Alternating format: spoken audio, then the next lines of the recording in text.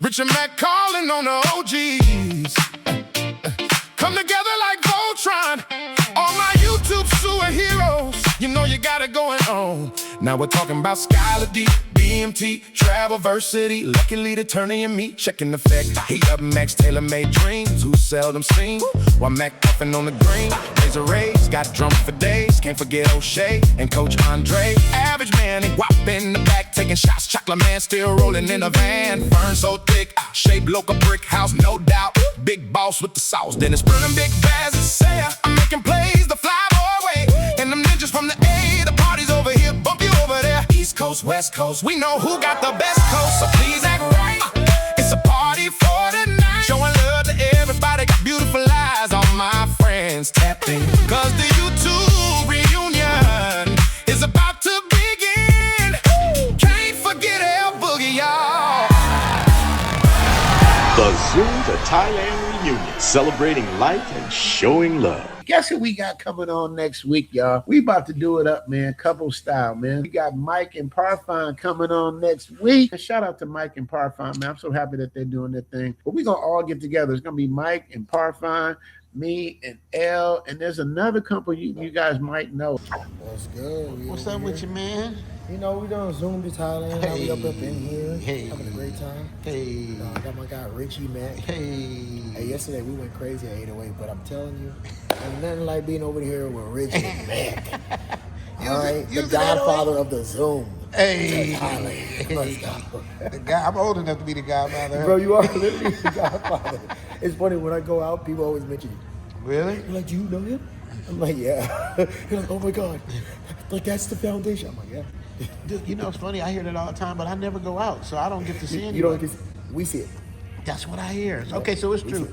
Okay. Sure.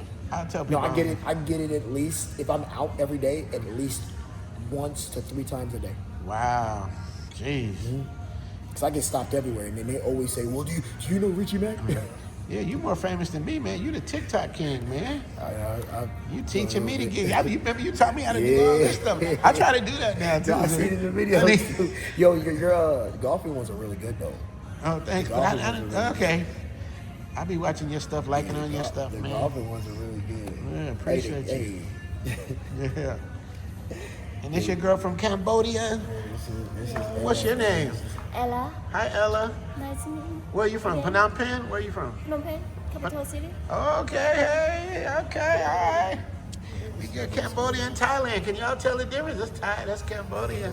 So my friend's gonna bring his girls with him. They literally live like probably maybe 100 yards away. His girls what Vietnamese? Huh? Have all of them? No, well, I know, right? Everybody, no. Every Buster's girl is, including your girls, 2 Cambodians and 4 Thai. Yeah. So I hope it ain't a soccer match or nothing. Y'all gonna lose. Can you imagine Mike and Parfine, me and L, Zuri and Ella doing a stream? Would y'all like to see that, man? Would y'all like to see some successful couples here in Pattaya? And I hear the door open. Wait. Let me see. Oh, surprise. We got a surprise. Wait. Don't come out yet. Wait, you. Yeah. Okay, that's good. Ooh, looking good. Hey, wait a minute. Hold on. We got to do this in numerical order, man. The party's getting started. I'm going to bring Average Man up first, man.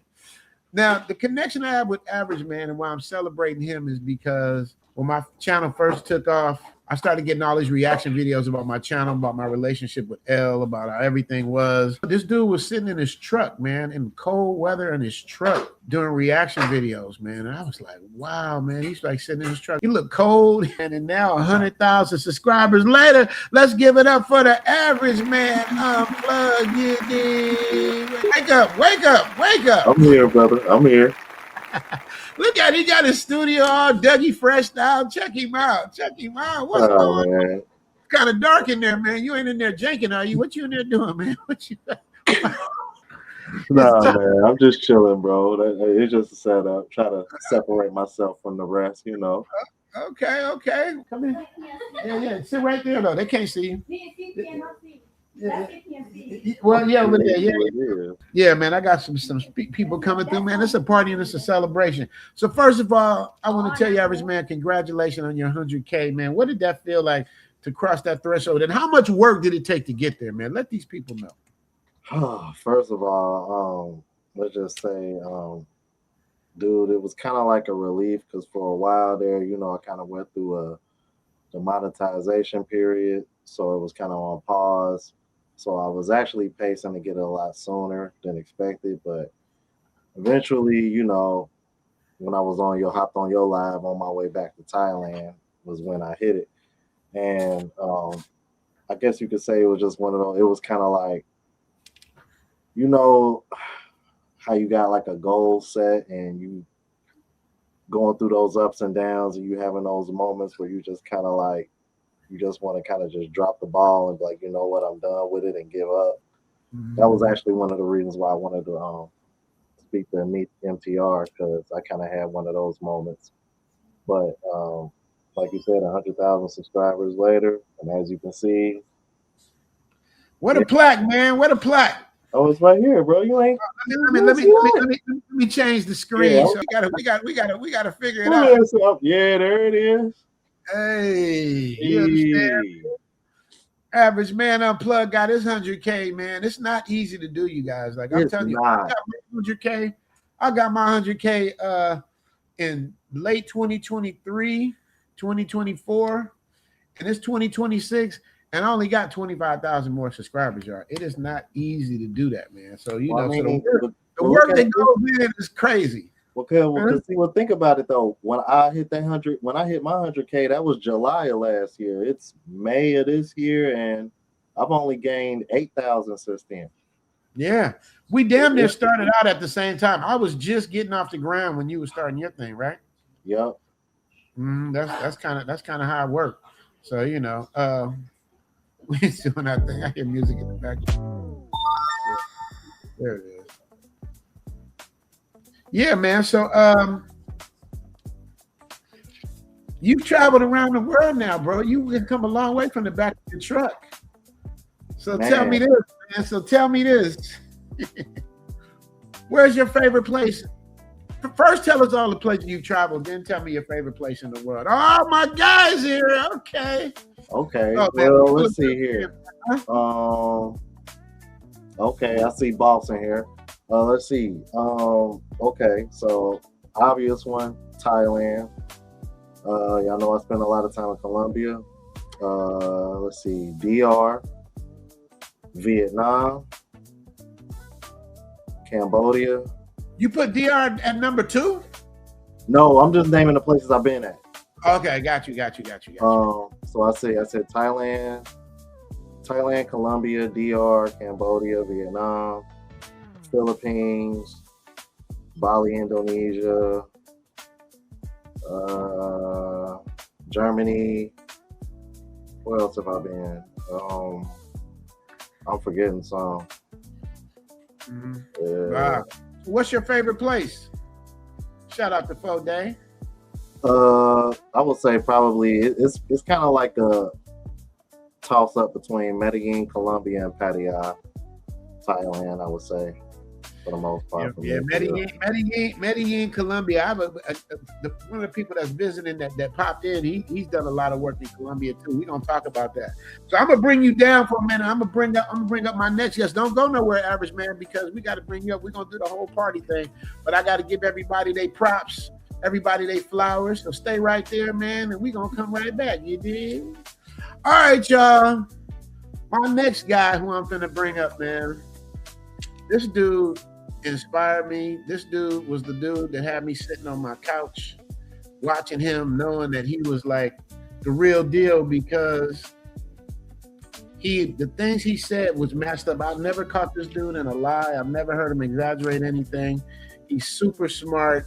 I beg him to like come and be a part of Zoom to Thailand at least 5 times. He's gonna tell you. But man, he's a natural born leader. He's like, I gotta create my path, and he did that, man, and he's still doing that, man. So this is the first person that when I was sitting in the house, when I had never heard about, when I'd never been to Thailand, I've been to Brazil, I've been to Amsterdam, I've been to Australia, I've been to certain places, but I've never been to Southeast Asia. And this dude used to talk about it all the time, man. And you know, Y'all been asking about him, so here he is, man. Without further ado, man, Skylar DeRuin in the building. What up? What's going on, man? How's my microphone? You good? You good? You loud as shit. You louder than me. Okay. How you been, man? Hey, I've been great. How about you? I'm good, man. I was just telling them how you inspired me. You was one of the first people I booked a consultation with you. You guys come. I don't just do consultation. I book consultations. I did one of my first ones with Skylar. 2 of them actually. And he I remember that. You was trying to shoot some content in Brazil or something like that. Do like a commercial or something. You had the camera equipment ready. You was ready to pull up to Brazil. I had my thing together. And Skylar, you know, for whatever circumstances, whatever happened, you are a big inspiration to me, man. How's everything going out there, bro? Tell me what you got going on. Man, I mean, just living the dream out here in Brazil, bro, to be honest. Like, I've been talking to some folks and it's just like, it doesn't feel real almost. Because, you know, I did 20 years in the military, waking up 5 a.m. for 20 years, 5 a.m., getting off at 5:30. For 20 whole years, when you have all that structure, you got to have an alarm clock and all that type of stuff. So I'm just now finally getting used to being retired, but I'm not retired. I still have a business that's doing really well. You guys know that I lost my YouTube channel.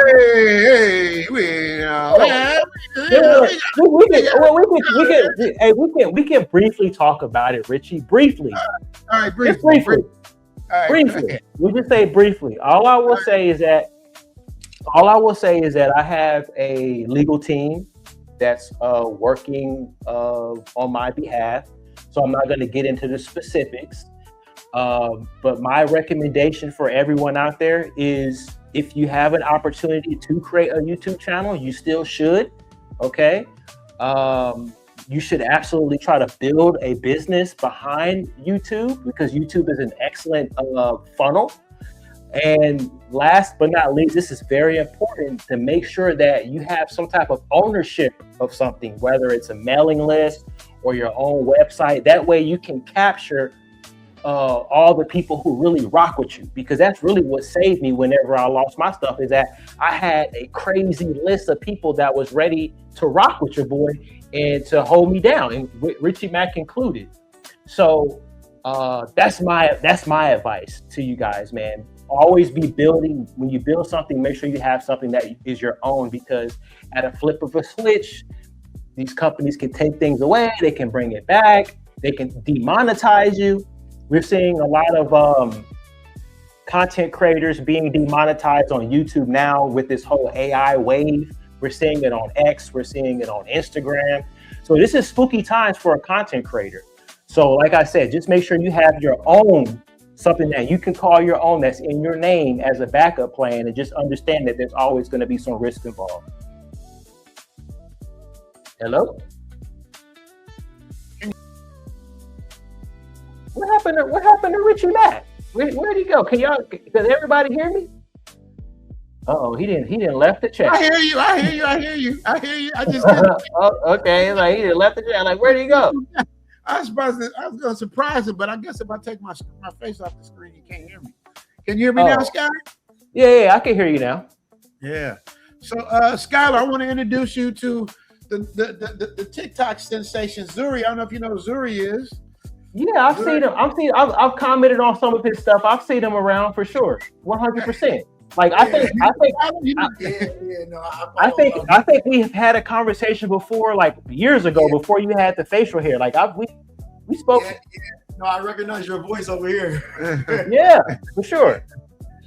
Man, Skylar is my OG. Shout out to you. Man, he's out here living, bro. trying to follow y'all. And this is the beautiful Ella from Cambodia. Hey, nice to meet you. Hey, what's going on? Hey. Yeah, man, we doing our thing. So Skylar, what I want to, another thing about what I like to do is put people together, good people together. Skylar is Think Sparks Financial. You know, Zuri, YouTube is almost like a game. Like he does like day trading and like does really, really well at it. Like really, really well at it. Oh yeah, So- we crush it. So, every day. so it might be something, Skylar, that you might be want to talk to him about if y'all ever want to get together, because he Yeah, gets there's down. like you should always have like multiple things running, man. Like whether it's your YouTube channel, you got a Patreon, you got your own business, you have day trading, you have investments in the stock market. The stock market has ran up this last month. Like military, joining the military, working towards that retirement. You should always have like multiple things working, just in case one falls off, you're still good. Mhm. So yeah, I'm rocking with that. Yeah. You said, Skylar, you said on one of your streams, you said everybody should have at least 5 streams of income. You remember that? Yeah, bro, and you should strive for 5 or 6. You should always push and have different income streams. I didn't lose count of mine. Obviously, I lost one. You know what I mean? But we still got plenty others. Yeah. So the main thing really is just honing your craft. And I don't want to turn this into like a AI podcast or whatever. But you guys sitting here watching the stream should seriously consider start looking at different ways to make money with AI, because you can absolutely can. There's a lot of people losing their jobs to AI, but there's a lot of people getting hired too. They don't talk about that. Mm-hmm. That is a fact. And Skylar, my next one's gonna ask you, man. Tell them about your platform that you independently built, that you ran, man. And if you guys aren't subscribed, tell them about it, Sky. So I'm sure, hopefully somebody can put it in the chat. But I created my own platform. It's called Famtasm.com. www.famtasm.com. So basically, what that is my own Rumble, where people can come in and they can see what I have to say. There's no filter. I can talk how I really want to talk about Brazil, about Colombia, about Thailand. I can show my receipts as per usual. And it's a huge community. I had close to 5,000 people sign up already. We have a mixture of paid members. We have free members as well. I'm going to be doing some seminars on there. I'm bringing in some guys to talk about AI. I literally just did a video yesterday showing all of my investments.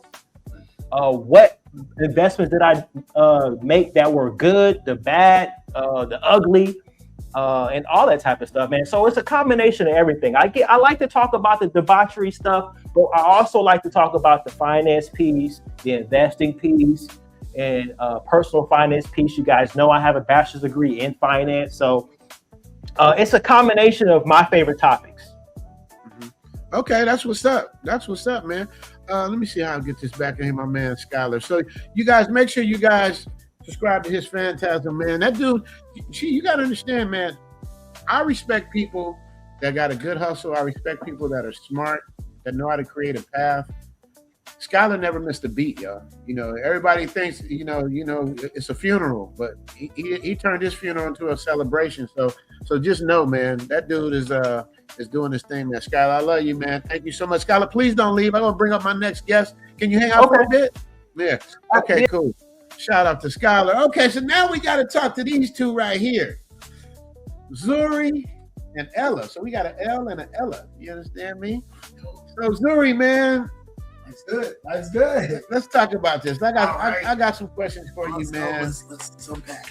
Now, what I'm doing, that's what I'm going to talk to you about. Like, if we go to eat lunch today, you know, I got a business plan for us to do outside of the day trading. I'm gonna do that too with you. Ready. But I like making more money. Absolutely. But you know, my whole thing is like everybody out here talks about, you know, and the tires only one type of things, only one type of this, one type of that. But I want to show the successful couples out here. So it's gonna be me and Elle, Mike and Parfum, you and Ella. And we're gonna show people, you know, we're gonna teach them how to Dougie. You dig? We gonna let them know, man, because y'all with them hater stories, man, it ain't all like that. That video yesterday, it's already at 350 already. Which one? The one from yesterday, 350,000. Which video? Right, the one right before we even went out. And I'm gonna show you something how this dude is. Crazy. I'm gonna show you how this dude is. This dude got to my house yesterday. My boy Don, shout out to Don Marigold Wilson. It was his birthday. We all went to his house last night for a birthday party. That's when I showed you guys earlier. He was waiting for me in the front and made a video with Ella, and this is kind of what it looked like.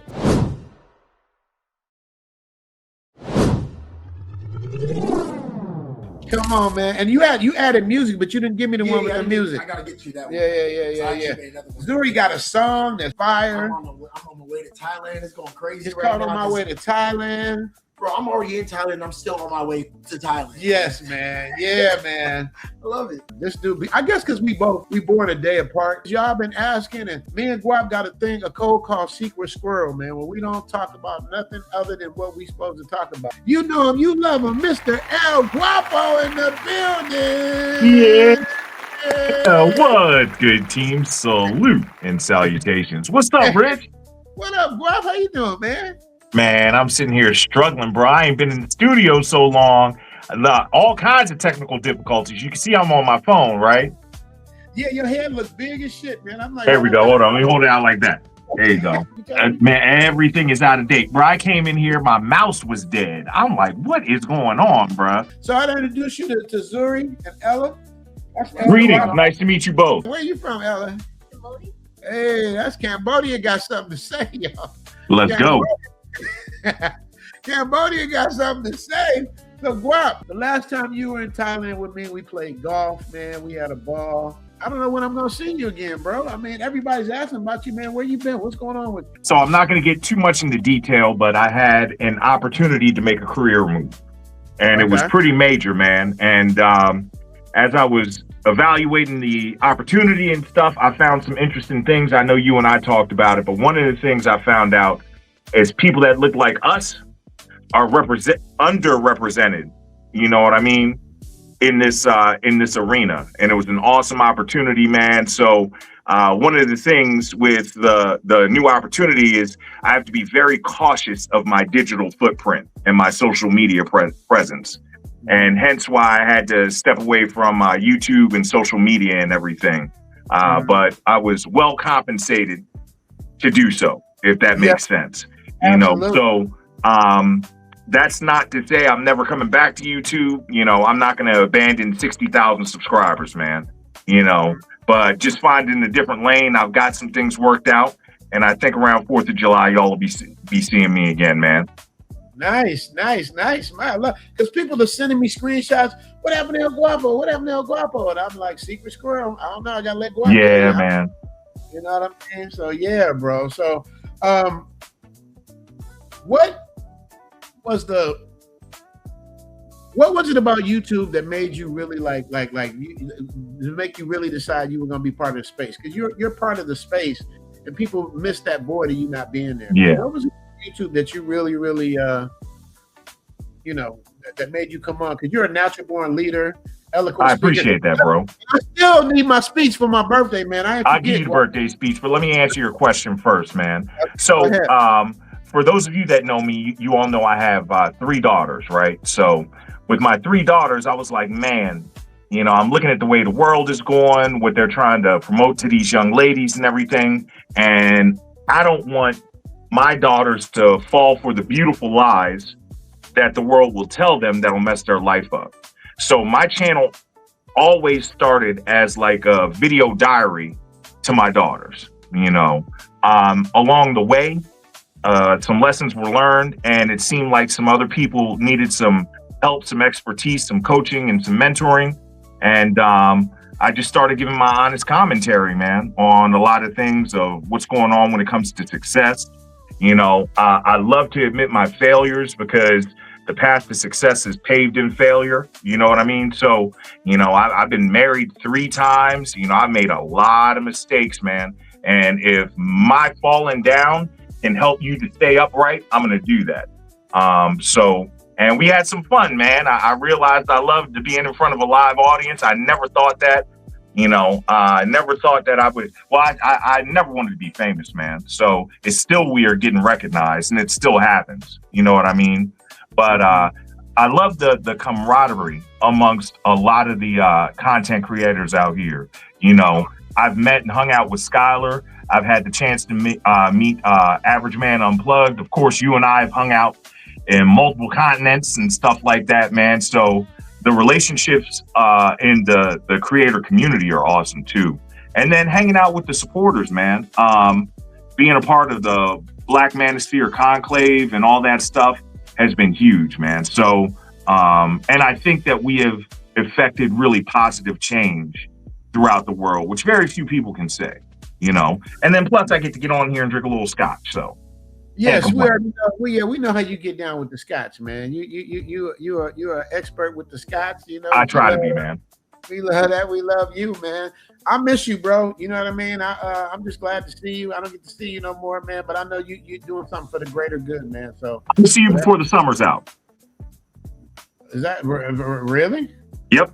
Wait. All right, because you did this to me before. You did this to me. You put me on blast for my birthday, and then I'm gonna see you before the summer's out. It's already done. Okay. All right. Okay. I'll share details in the background.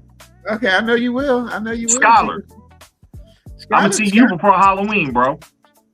Oh shit! He's in the back. All right, we're gonna get together. What I'm gonna do, I'm bringing everybody up individually. I'm gonna bring everybody up together. Shout out to El Guapo, y'all. You ain't got your sound effects or nothing, huh? Nothing, man. Nothing. And my phone's about to die. I'm about to move to the other room and put it on the charger, but I'm here.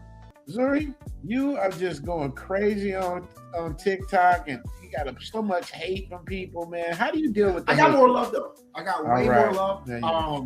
It's amazing because some of the, I don't want to call them fans or anything, but they've been following for a long time, so they're pretty much fighting with everybody else in the chats. But I would say it's pretty much about 95% love, 5% loud hate. But it's part of the game. That's what makes things go super crazy viral.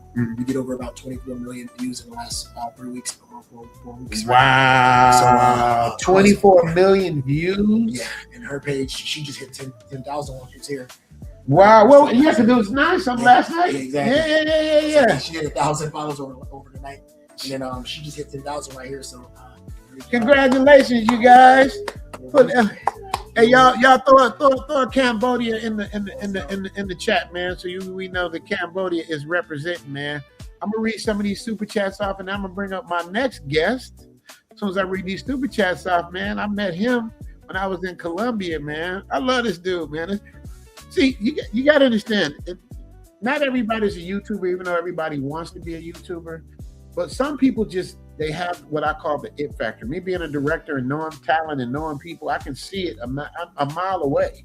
You know what I mean? It's like, and people have the it factor. He has the it factor. She has the it factor. Elle has the it factor. She just don't know she has the it factor. Elle is kind of like, she just kind of like falls back. She's really not one to go out there and put herself out there like that. But people that really understand the YouTube game and how to grind, now you younger, so you do TikTok. Older people, we do YouTube, but you're getting in all the space. No, I'm trying to learn this too as well. Yeah, I've been working with Mike and them on the YouTube space as well too, because we're doing a lot of collabs. So shout out to Mike and Mike. I want to get on that YouTube. Yeah, like crazy. And I'm gonna tell you guys, the reason why he's gonna win is because he's coachable. You guys got to understand, the key is to be coachable. From what he says, she's coachable. This is what he told me last night. She's coachable. He explained to her the hate she was gonna get and all of that. And what'd you tell me when you told her that? What she said? I just said, this is what you need to prepare for, because this is what you want. So therefore, if we want to get to a certain goal, you got to go through this. Got to go through the fire. You got to go through the fire. And she's getting it, and she's doing really, really well with it as well. She's brushing it off because she's being recognized just as much as me all over it. So it's pretty amazing on that. Right. No, she told me what her goal was, and I said, "Are you ready for this?" She said, "Yeah." I was like, "All right, here we go." You ready, Ella? Are you ready? I'm ready. All right. She said she's ready. Yeah. All right. That's what I'm talking about. Yeah, man. I'm really proud of her, man. I'm really proud of her. Yeah. In a short amount of time that she did it in, like less than 3 months. Right. And she's been really like staying on top of her schedules on point. I taught her how to trade as well too, so she had big goals, and I'm like, all right, let's get it. Let's do it together. And he's doing it, man. That's what's up. You see that femininity, that difference, man. You don't get this in the Matrix, I wake man. up every day happy. I just be smiling like, we are all blessed, bro. It's really a trip. People at home, man, they be hating. They don't understand, man. It's like, this is life, man. You can have life I had back in the States. I'll give that up again to experience just a fraction of what I experience on a daily basis. We done already been to like 4 or 5 countries together already over the past 7 months, and just studying and training. She didn't want that life of, oh, just give me money. She's like, no, teach me how to do this. Teach me how to I was fish. like, oh, really? Uh-huh. Oh, you know that's what I do. Let's go. Uh-huh. And now I know how to play. Yeah, now she knows how. She did 500 this last week in the market by herself. She's day trading, you She's guys. day trading. The girl from Cambodia is day trading and making more money than I'm making because I'm not day 500. trading yet. 500, and it's just amazing because I'm just looking at them like, you literally did not know how to trade like 2 months ago. Look at you today. It's crazy. You hear that Game Abroad? You hear about this day trading stuff? I want you to learn this. Game Abroad got some hustle to him. I'm about to bring him up next. Game Abroad, you hear me back there? Throw the thumbs up if you're ready. There he is. Ladies and gentlemen, the next person I'm about to bring up, man, this dude, man, he knows how to move and pivot. I love his country accent, his country swag, man, the way he does his thing, man. You know, he's not a stranger to hate either, man, but I love him, man. You know him, you love him. Let's get up a Game Abroad. You dig. There he is. What's up, baby? What's up? What's good, man? What's good? How you doing, man? Oh, man, I can't call it, man. Out here in this Cartagena, you know. Cartagena, you never left. That's where I Yeah, seen you at.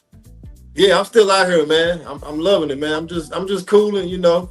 I don't know where I'm gonna go next, but I'm just chilling right now, you know. Mm-hmm. So yeah, just Well, chilling. let me introduce you to Ella Hello.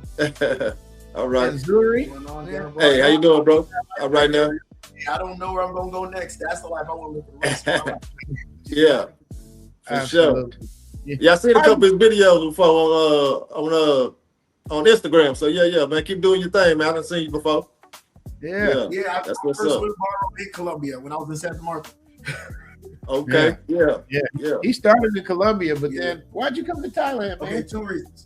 The first reason was because of visa. And you know, out there, the visa issue, so many scammers out there. You think you're getting a visa, you don't spend a couple $1,000, still ain't got a visa. So my 6 months was up, and they was like, you gotta go. Oh, So wow. I was like, you know what, let me find a different place. And then my friend was like, Thailand. And I was like, man, that's pretty far. And then he showed me Thailand in that day, and I said, all right, I'll see you next week. And I popped up. I was only supposed to be throughout, and now I'm here a year and 3 months now. And then also I have a family, so safety is really, really big. So I used to have my daughter and my ex-wife fly Colombia, and I would have, old team taking care of them. The safety here was a lot different from my family because I went viral in Colombia for getting scoped. Yeah, I was out like a couple weeks because they put it through my food. And so it went crazy viral. And then I was like, I got a family. I can't be moving like I'm just by myself. Damn. So I picked Thailand, a lot more safer, but I miss Colombia. Do you miss Colombia? Yeah, it's just like I spent 3 years of my life there. So it's like I know Cartagena, I probably know where he's at. I know the same people on the block. Oh, wow.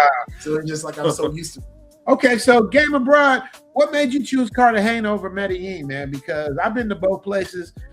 Medellin is like the Spanish Pattaya to me. You know what I mean? So what made you pick Cartagena over Medellin? I like being by that water, man. I like being by the water.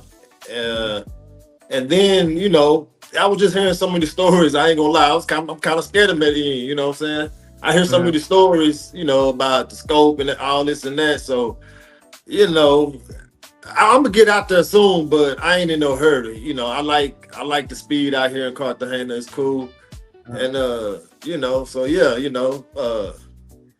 I just ain't no big party animal like that. I know for what I see, Medellin is just like a lot of parties and clubs and things, so it's cool, I'm gonna go check it out, but I like being by that water, man, And I like how this is it's a lot more black people out here than me, you know what I'm saying? It's a little darker out here, if you will.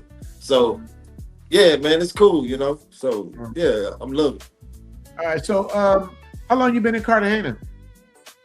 Man, I've been here like all together like 8 months, you know what I'm saying? I went back to the States for about a month.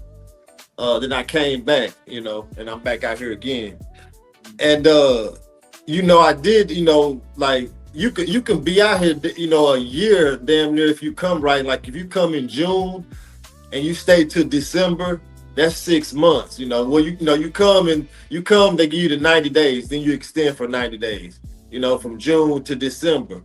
But then, they reset the time at January 1st. So you could just leave and come right back for another 6 months. You know what I'm saying? So it'll be like you here for a year. You feel what I'm saying? So that's kind of how I'm at right now. I'm actually thinking about, getting a visa. I'm exploring it. I don't know. But if not, I'm probably going to shoot back to Brazil and just like flip-flop, around South America every 6 months. You know what I'm saying? So, yeah. And so you've already been to Brazil? I can't remember. Yeah, I started out in Brazil. That was my first country. And I kind of blew up there. Well, I started in Brazil. It took off pretty cool out there. And I was out there 6 months, and then I went to Thailand. And my channel, blew up in Thailand, man. I remember you in Thailand. I didn't know you blew up in Brazil. I thought it was Thailand. Nah, I started. Yeah, a lot of people. I had about exactly 18,000 subscribers when I hit Thailand. You know what I'm saying? And how many you got now, sir? How many you got now? I just hit 50,000. Why you say that like that wasn't like a big deal? That's a big deal, bro. It's hard, man. Yeah, it is hard, but you know what, man? I should be at more, man. I should have. I done took so much. I be taking so much time off. It's been plenty of times where I done not posted any content for like a month or so. You know what I'm saying? So that kind of kills my momentum. But I just feel like I should have more if I would have kept consistent, like you and like others do. But I done had little spurts where I take off months at a time. So, but man, but I'm definitely grateful, man. I love all my subscribers, man. I love it, man. I didn't even think I would ever have 50,000 subscribers, man. I just started my channel like when I got to Brazil just to do something, But it took off, people was, digging how I was coming with the content. So yeah, man, I'm grateful, man. I appreciate everybody for following me, checking me out, Yeah, man, that's what's up. You know what, you guys, when I met Game Abroad is exactly him. People say that about me. I'm the exact same person in person that I am when I'm on my thing. That's who I am. Yeah. Game Abroad the same way. This is Game Abroad. You're not getting this. Zuri. I like real people, man. You know what I mean? Yeah. So the crazy part, he's probably the most hated on, even though he says Game Abroad got hated on. So what does it feel like with the hate, man? How do you I don't know. Hey man, like Thailand, it's so many YouTubers, man. And when I came out there, I didn't even know I was gonna blow up like that because I took off more in Thailand, I really, me and Nan just blew it out the water, you know what I'm saying? And so, I guess I was just kind of new in town and, I was just, I don't know. And then people just started hating, man, because I took off so fast, Yeah, man, I just took off so fast and they was like, who is this dude, So yeah, they're like, who is this nigga? You know what I'm saying? So right. You hear what Zuri said? They see somebody happy, they get upset. Yeah, man. And it's like that with the Thailand content, man. There's so many YouTubers out there, so many creators, man, and it seemed like it's just a competition, man, and everybody started, start hating, and it's a lot of content out there. What's crazy though, man? You got to remember, there was a time when I was the only, me and Chocolate Man was here before me, but yeah, I was the only dude out here doing the content. Yeah. And now there's everybody out here doing the content. Yeah, man. Everybody and their mama out there with a camera, man, just running around, I mean, a lot of people moving there and moving to Bangkok, it's crazy. Wild. Yeah, it's an explosion. It's definitely oversaturated, but hopefully in a good way, man. Because Thailand is straightening all of that out, man. They all of the low vibrational non-vibration, they getting them out of there, man. You know what I mean? So that booty going better watch out because he next on the chopping block. So you know who I'm talking about? Yeah. Pussy boy. Pussy boy. Yeah, man. This number, man. But yeah, man. Yeah, man. That's diabolical to be a booty going around all these beautiful. Look. Did you go look at Ella, man? I want you everybody to stop this. Look at this, man. Yeah, man. You know what I'm saying? Somebody put Batty in there. Somebody EIL put Wow. You know what I mean? It's like you're out here worrying about other dudes. Yeah, following man. other dudes and gossiping about dudes, and you got this and like because they think L is the only one, man. There are a lot of people. L tell me all the time, L, can you come here for a minute, baby? Can you come here? I know L shy. Come here, L, don't be kiki yet. Come over here with your big old legs. She hiding her big old legs. Yeah. So we got L and Ella. So you can't forget. I came abroad. I want y'all to get a visual like this is. Yeah, come on over here. We need to see you. We need to see you. So we got Ella. Yeah, L and Ella. Come here. Come up here. Don't be scared. Don't be. We got Thai and Cambodian, y'all. You understand me? Yeah. You can't go wrong. You can't go wrong. I ain't Cambodian. Yeah. And y'all want to be worried about what other dudes are doing, man. Man, do you see this? You can't make this up. Gabriel Brown, you can't make this up. Nah, like, man, they got variety. Thailand got some beautiful women, you know what I'm saying? For real. They do got that, for sure. On the inside and out, but L said, I ask L all the time, why do black men like Thai women so much? What do you tell me, L? Because they beautiful and they take care of you. Yeah, for sure. You know what I mean? It's like men are very simple at the core, man. We just want to be happy. We just want peace. And then what they do on top of that is they study their man, though. Yeah. They study their man to the point where before you even do something, they're already like, nah, I already got you already. All right, appreciate that. Right, man. You know what I'm saying? So what we're gonna do, what we're gonna do, Gabriel, I don't know if you did earlier, but we're gonna do some stuff showing the positive parts about Thai and positive relationships and couples and what it really looks like for people that's really doing it. Because you only hear stories about, I got scoped or this happened or that happened or I had to do this. That's there. The girl stole my money. I jumped off a building. Like you gotta hear all that stuff. And it's like, dude. Yeah, for sure. Yeah, man. Like, there's so many successful relationships and couples out here. They just not on YouTube doing it, man. They just doing their thing. We're coming to YouTube. I already started the channel yesterday. So you don't even have a YouTube channel? Okay, sure, you don't have a YouTube channel. Okay, look, no, I have my trading. I have my trading one. It's my trading. Oh yeah. It's my trading one. But I follow we have ours. Okay. We have ours. You got Mike and Parfum. Just started that one, and me, Mike, Parfum, and us as well too. We're going to collab on that as well too. So okay. We started it yesterday. So they're coming on next week. So you guys should come back and give you Yeah. Because we're gonna. It's not more powerful than proof. Afro puff, all that stuff. Step in the room, she too much. Gold on wrist, shine in the rush. Talk real smooth, make boys blush. Super chat, get it fat. Catch that pink, watch it stack. Little in the middle, she clap back. Turn one, look to a heart attack. She don't beg, she don't chase. She just grin in your face. Richie Mac in the place, then she slide, then she lays. Lean left, lean right, got a whole spot hot tonight. When she move, they lose their mind. One more shake and they all line up. Yes. All right, Hey, Flyboy, could you do that? What, create AI? If you found the girl that looked like that. That's AI. That's AI. Yes, that is AI. I'm saying. They don't make them like that. What? Hey, wait, I got some non-AIs. Let me see where my brother at. I go Zoom. You got super chats. I don't want to interrupt. Go ahead, Zoom.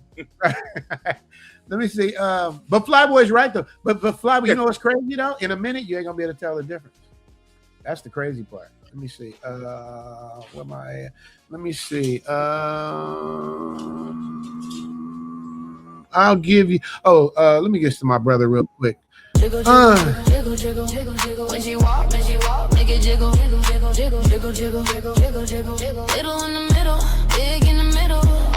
Jiggle, jiggle, jiggle, watch it wiggle, Richie Mac, make her giggle, jiggle, jiggle, jiggle, jiggle, jiggle, jiggle, booty giggle, back row bound, super chat dribble.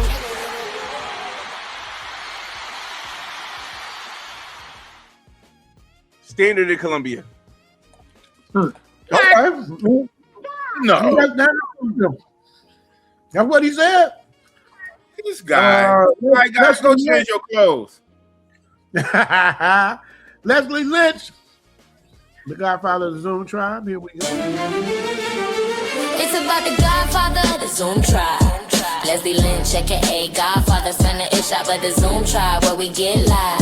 Take all the women on social media, keep him to himself. He's the godfather of the Zoom tribe, where he retains his wealth. Mount Vernon, New York is where he dwells.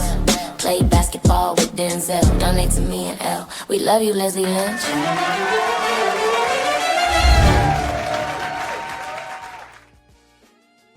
To Leslie Lynch, gonna keep this thing moving. KJ Kevin's at the Zoom All Stars. Gonna be a great show tonight. That's how far back these tracks go. He was right. This is for my Nubian brothers.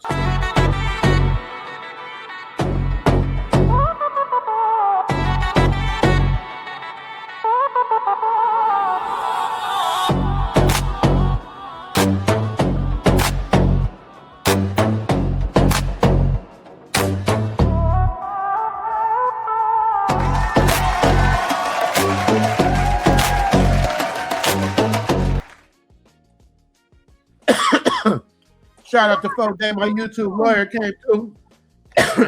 Happy reunion, Richie Mack and Zoom try. I love the L Boogie and the big old legs. Need to say yourself, black man. Operation Balkans escape is in process and on schedule. You know I just thought of some legal advice for you. He always does, man. Shout out to my YouTube lawyer, Folk Day. Oh, they like them big old legs, and it's okay, okay. It's a super chat for the lawyer, for they. Oh, they like them big old legs, and it's okay, okay. It's a super chat for the lawyer, for they. For they, for they.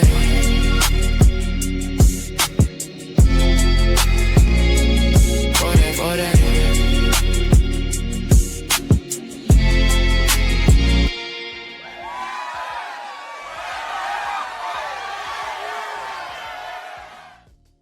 She black enough. She like 1/8. Yeah, they're not. I give her 10, and I'm gonna give her 10. Like, damn, that would be some Bosnian. That would be some Bosnian or Montenegrin right there. She 1/8. She 1/8 black, and I'm gonna give her 10. Flyboy, would you knock that? He doing Colombia. Have you not seen Or the page? Pisces? I went from all shades of the color of ladies. Of course, I knocked that. Okay, just checking. He do the Pisces Pisces. for 18 months, man. Shout out to the son. He said time flies, man. Shout out to him. He's coming to Zoom Fest. He's coming to Zoom Fest. Beretta. What up, brother? I got a birthday on Tuesday, man. I just want to tell you much love. The dude sends me $5 for his birthday, man. This is the love I get. That's what I'm saying, man. I can't speak for all of y'all, man, but I get so much love from my people that I'm with, man. They rock with me hard, and I really appreciate all of them, man. Beretta, this for you, Every baby. 20 steps bad, Thai women. Fine without trying. Treat you like a king, did I mention it's a beautiful place? If you don't know, you should try. You can book a consultation to join the Zoom to Thailand Patreon with Richie Mack, the travel OG. From Southside Chicago to South Central LA, straight to Thailand. You dig? Let's go.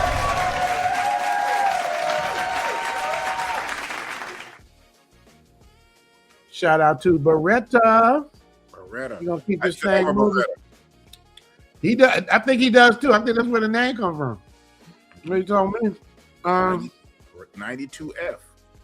Ron Saluki in the building with 2,000 Japanese yen. Y'all talking about Japanese? You from Japan? How many is 2,000 yen? How much is that? I don't know. You kept it real. I'm gonna leave this right here before I run my errands. I'm gonna listen in the car. Tell L hello. Ron said hello, L Boogie. She talking that Thai talk. She said Swadika. Swadika. Oh, you hear her talking that Thai talk? I can't wait to hear that again, man. When I get out there, right? Man, Mr. Ron Saluki right here.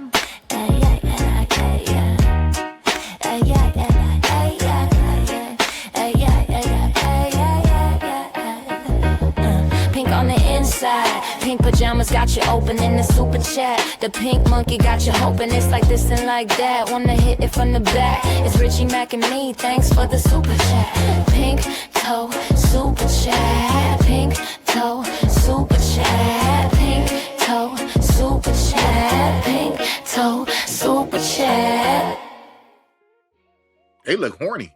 They ready to go, huh? They ready to get it in. The flight man, is that Danny? It's really annoying when you guys or travel experience try to act like they know more than us expats who live overseas for years. Yep. Anybody disagree with that? Nope. Shout out to Danny. I appreciate he's right. Too. He's right. He's right about that. Travel OG. I'm gonna give him a Cambodian women. I'm gonna give him a Cambodian. You ready to Cambodian? Here we go. We love Cambodia. The brown eyes, the brown skin, the natural hair and the fatty in the back. They might be beefing, doing rap beefing. It looks so good, I wanna sink my teeth in Cambodia.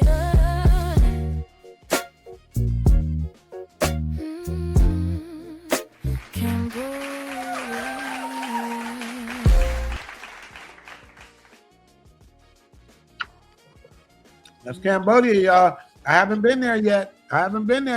Oh yeah, And you gotta go. I'm I'm gonna go. I'm definitely gonna go. When are you going to Cambodia? We're gonna go to Cebu in about 2 weeks, so Cebu. probably Philippines. So we gotta go see moms and the family. So From Haroon. Aslam, I got the stream sponsor, y'all. Drop a bomb, boy. The stream sponsor. $100. The love I get, man. Sometimes I get them like that. I'm gonna give him the Bazz stream sponsor. Here we go. Richie. Mac. Zoom. Fest. Welcome to the land where they all smile. So I got more fun than a law allow. Your vacation turned into a staycation. PS5 Thailand, that's the PlayStation. Y'all used to talk that ish. Richie Mac, zoom to Thailand is the thanks I get. Positive, coming by the thousand. Once they come to visit, see it's hard to come up out of it. Yeah! Yes! Right here. 95, 96, 97, 98, 99, 100. 95, 96, 97, 98, 99, 100. 95, 96, 97, 98, 99, 100. Now that's what I call commitment. And then we go all the way down to the $2 holler for 4 days. I got something for the $2 holler too. It's a little show, so I give him a little show holler. So we're gonna do it right here. Dwarfs. Cute little dwarf, short little dwarf. Everybody loves to see the cute little dwarf. Cute little dwarf, short little dwarf. Everybody loves to see the cute little dwarfs. Dwarf.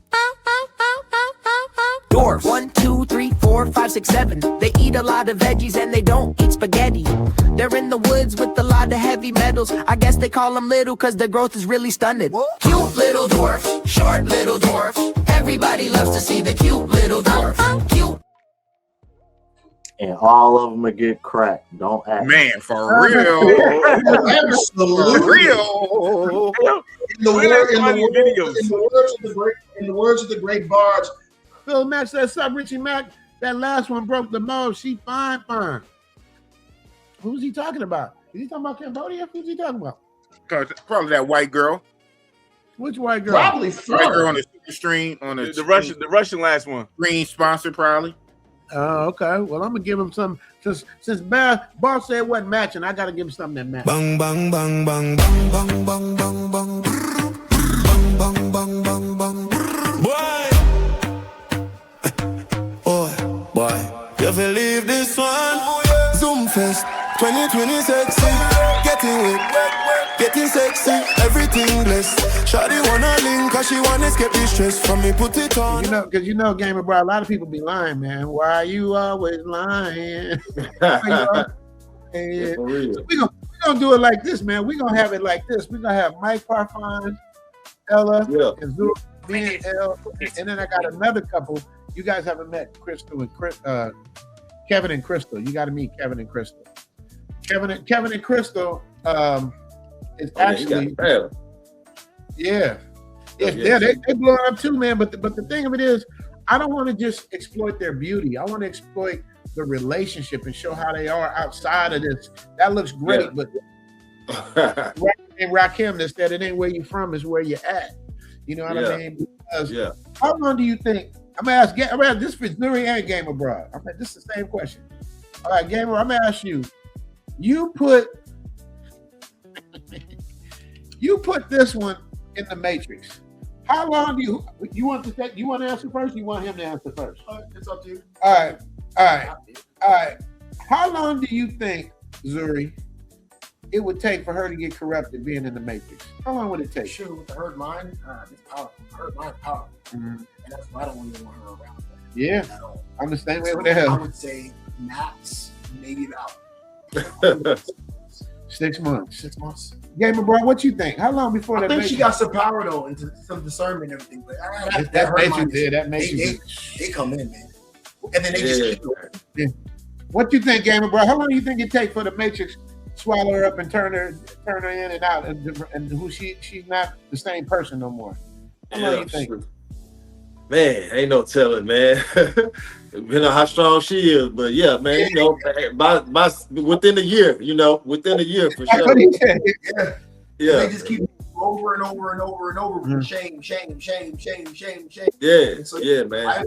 happens. They're pausing them real quick, man. They're pausing them real quick. Yeah, out there, you know? it's crazy, but that's what I'm saying, man. That's why I'm trying to get y'all out of there. But one person that ain't leaving the Matrix, who just popped in. Wait a minute, gamer, but pause. I gotta say pause. I know y'all young niggas say pause. I gotta say pause with that when I say popped in. I gotta say pause. Gamer bro, man. So when are you coming back to Thailand? That's my next question. Man, you know, a lot of people be asking me that. A lot of people be in the comments, you know, when you going back to Thailand, you know what I'm saying? But I don't know, you know, I was there for 2 years and I'm definitely gonna go back, man. You know, Thailand, yeah, it's one of those places where you gonna want to come back. You can't stay away from. So ain't no telling, man. I just wanted to change the speed right now. But yeah, I don't know, man. I'm gonna get back out there soon. You know what I'm saying? Not soon. I'm sorry, not soon. But When you up to it, yeah, when you ready to come yeah. back. Now, let me I ask still you got this. I still got a few more places I want to see. I'm digging in South America right now, though. That's You my know, next question. That's my next question. I want the order. I want it in order. Thailand, Brazil, Colombia, in order. in order, you know, man. I mean, that's so hard, man. All things considered, you know, considering everything, man, that's so hard, man. Thailand up there, you know. Don't be politically correct, man. You know, you gotta play no game. Just do it. Nah, for real. Because you know what? You gonna do it? I need it in order. I need it in order, Gabriel, bro. I need it in order. Yeah. Where you going Well, let me first? tell you like this, because you know, Thailand, I think it, like to just to live there, you know, with all things considered, you know, just with with the infrastructure and the safety, it just takes off a lot of boxes in Thailand.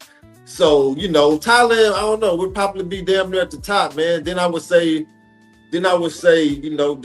Brazil, then Colombia. I don't know, man. But I ain't gonna lie, man. You know, I mean, you know, when it comes to the women, I mean, I'm digging South America more. I'm more of a South American speed when it comes to the women. But that's about it, though. You know, Thailand, you know, really covers.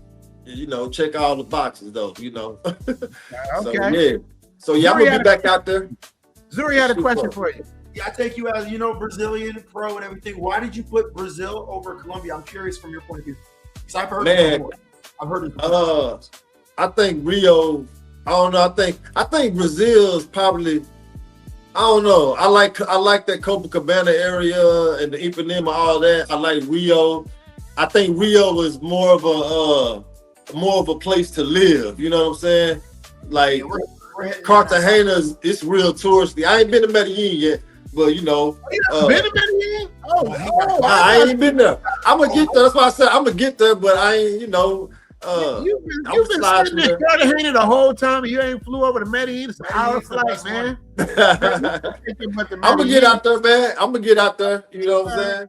See, that's what people do. They take their time so they can hurry up and finish. You understand me? So yeah, so shit out to people, bro. Yeah, for sure. I'll bring you down, man. I got one of the OGs. Actually, I got two OGs, but I'm gonna bring them up in order the way they came in. Pause. Man, thank you so much for that. Don't go nowhere, Gabe. I'm bringing you up. I'm gonna do a full panel when I get done. But some people, you know, some people be on the clock. You know what I mean? And certain people that be on the clock, they like to charge you for their time. So I don't want to get billed. I don't want to get no billing on my thing, man. So I'm gonna pull you down, and I'm gonna bring up my next guest on this YouTube party. This dude is from South Central LA, like me, from a different side of South Central. I'm from a different hood. He's from a different hood. I got out of there. He got out of there. But this dude elevated to a whole nother level, man. He's the YouTube bully. And when I say that in a way that you do not want to piss him off. You don't want to cross him. You don't want to slander him. I say this all the time. I'm glad I'm here on my side, boy, because if you make me mad, you'll get undressed real quick and you might lose your channel. Ladies and gentlemen, let me give it up for my man, the OG Dennis Fern. Shout out to Dennis. What up, man? What's up, brother? How you doing, man? I'm good, man. It's good to see you, brother. How you feeling? Hey, man, I feel good, man. Man, I'm life is good, and I got a beautiful wife. You know what I'm saying? And it's a beautiful thing, man. My children are getting older. Yeah. How about yourself? Dennis is an example of the quintessential Black father, man. He's raising 3 sons. He has a beautiful situation. He never crosses any lines. I be trying to tempt him. I'm like, Dennis, you got to come to Thailand. Man, he's also happily married. Happily in a relationship. I can't get him to budge, man. I'm gonna get you out of here. No, you're not. No, you're not, man. My wife is a 2nd stripe blue belt, and she has a brown belt in Shotokan. She's literally damn near put me to sleep on the mat before in front of me. Bring her with you. Nah, What's the problem? I don't know problems, man. I don't want no problems. I might mess around and look at something I shouldn't be looking at. Next thing you know, I'm so. Speaking of looking at something you shouldn't look at, man, let me introduce you to Ella. Hey, beautiful lady, how are you today? That's Dennis Spurling, Esquire. Yeah, man. Zuri over here. Dennis, I don't know if you know Zuri. What's up, brother? All right. Y'all out there chilling. Look like nice and daylight, boy. God, that is nice. Let me look at that. Let me get you closer. Oh, there it is.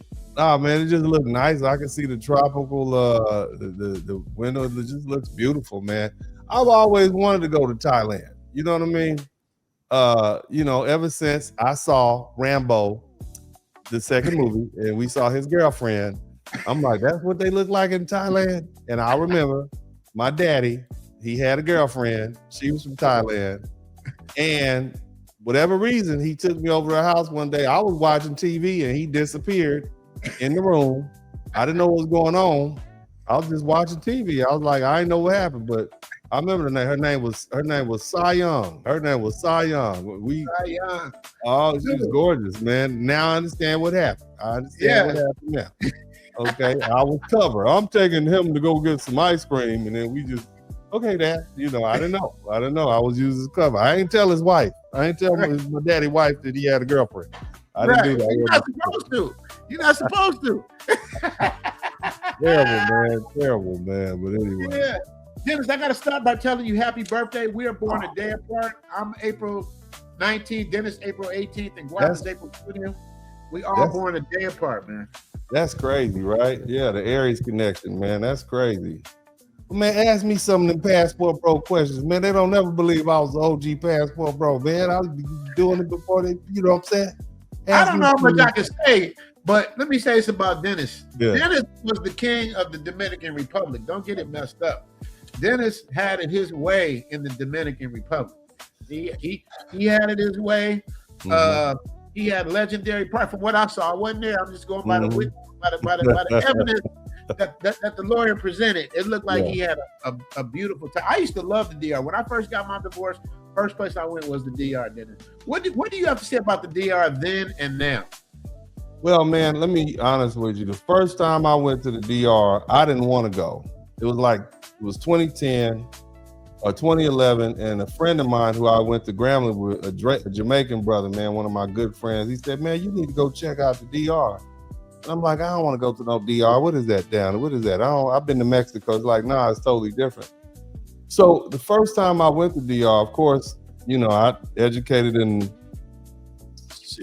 LA Unified School District. So even though we were supposed to speak Spanish, only thing I knew was hablo and no hablo español for the most part. But when I got there, the first thing I realized was that, wow, these are people of African descent, and mixed heritage type people. But the other thing is, I just noticed is how beautiful the island was and how kind the people were. Now, it's a big difference between then and now. We talking about 16 years ago, so places like Sosua, it just was really rural. The girls were all natural. You very rarely saw a woman with a tattoo. And so I got a chance to like really fall in love with the culture. Now, of course, you go there to hang around. I'm recovering from a bad divorce, but I end up moving things over to Puerto Plata and just kind of living a cool vacation. But, after that, man, it always was in the back of my mind. So, I would go stay for a couple of weeks. I was traveling around. I went to places like Brazil, Colombia. But Brazil is just too much for me. I'm just being honest. I don't. What? I'm no.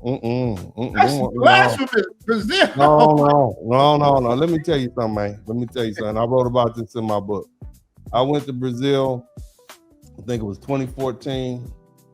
And man, I went down there with one of my homeboys who's a Q dog, man. And I was like, bro, I can never come back here again. This place. It was 4 or 5 o'clock in the morning. We walking out the damn club, and these girls, they was rolling all night. I'm like, man, I can't live with y'all. I can't never come back here anymore. I ain't been back since. Man, I'm never going back to Europe. It's too fast for me. Whoa! I love my life. Okay, Yeah. I don't want to. I can't do that. Are you kidding me? Oh, man. You go down there and have a heart attack and be in the hospital in Rio. Like, what happened? Too much fun. I ain't never going back.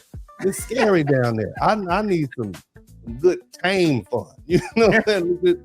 Family friendly. At least Wait. You said the Dominican Republic is tame fun? Is that what you said? tame. Like, man, I go down there. I'm part of the Shotokan club. We have a jiu-jitsu club that we go to in Cabarete. I donate to I'm really into martial arts. Mm-hmm. And so, I have friends down there. I got some good friends in the military. I have a business down there. It's family friendly. I got people. I love it. And of course, my wife, her family is from the Dominican Republic. So it's cool. What ended up happening was after that, let me just kind of go back a little bit, because, Brazil brings back flashbacks. It's kind of traumatizing. I don't ever want to go back there ever again. Ain't nowhere I want to. If I'm going, I'm taking my wife to protect me. That's what I'm doing. Save me.